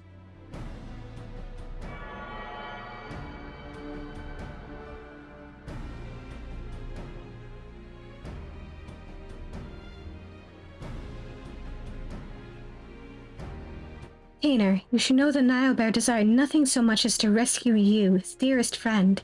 He held so fiercely to his memories of the technique you mastered together, because he hoped they might be your salvation. Oh, Nile Bear, I won't let them go to waste. I'll do what I can to help see the 13th restored. Thank you. I won't pretend I understand the half of what's going on here. Just keep them from running headlong into anything too dangerous, will you?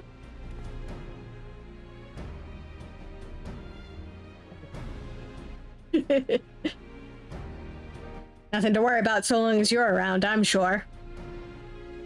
Wicked White, I nearly forgot. I've half a dozen orders to fill. You know where to find me when you've made progress with the gate.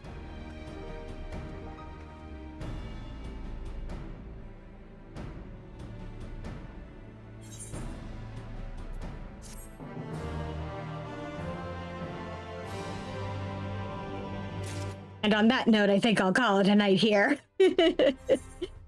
Let's not tempt fate any further. Thank you all for coming, and have a good evening, everybody.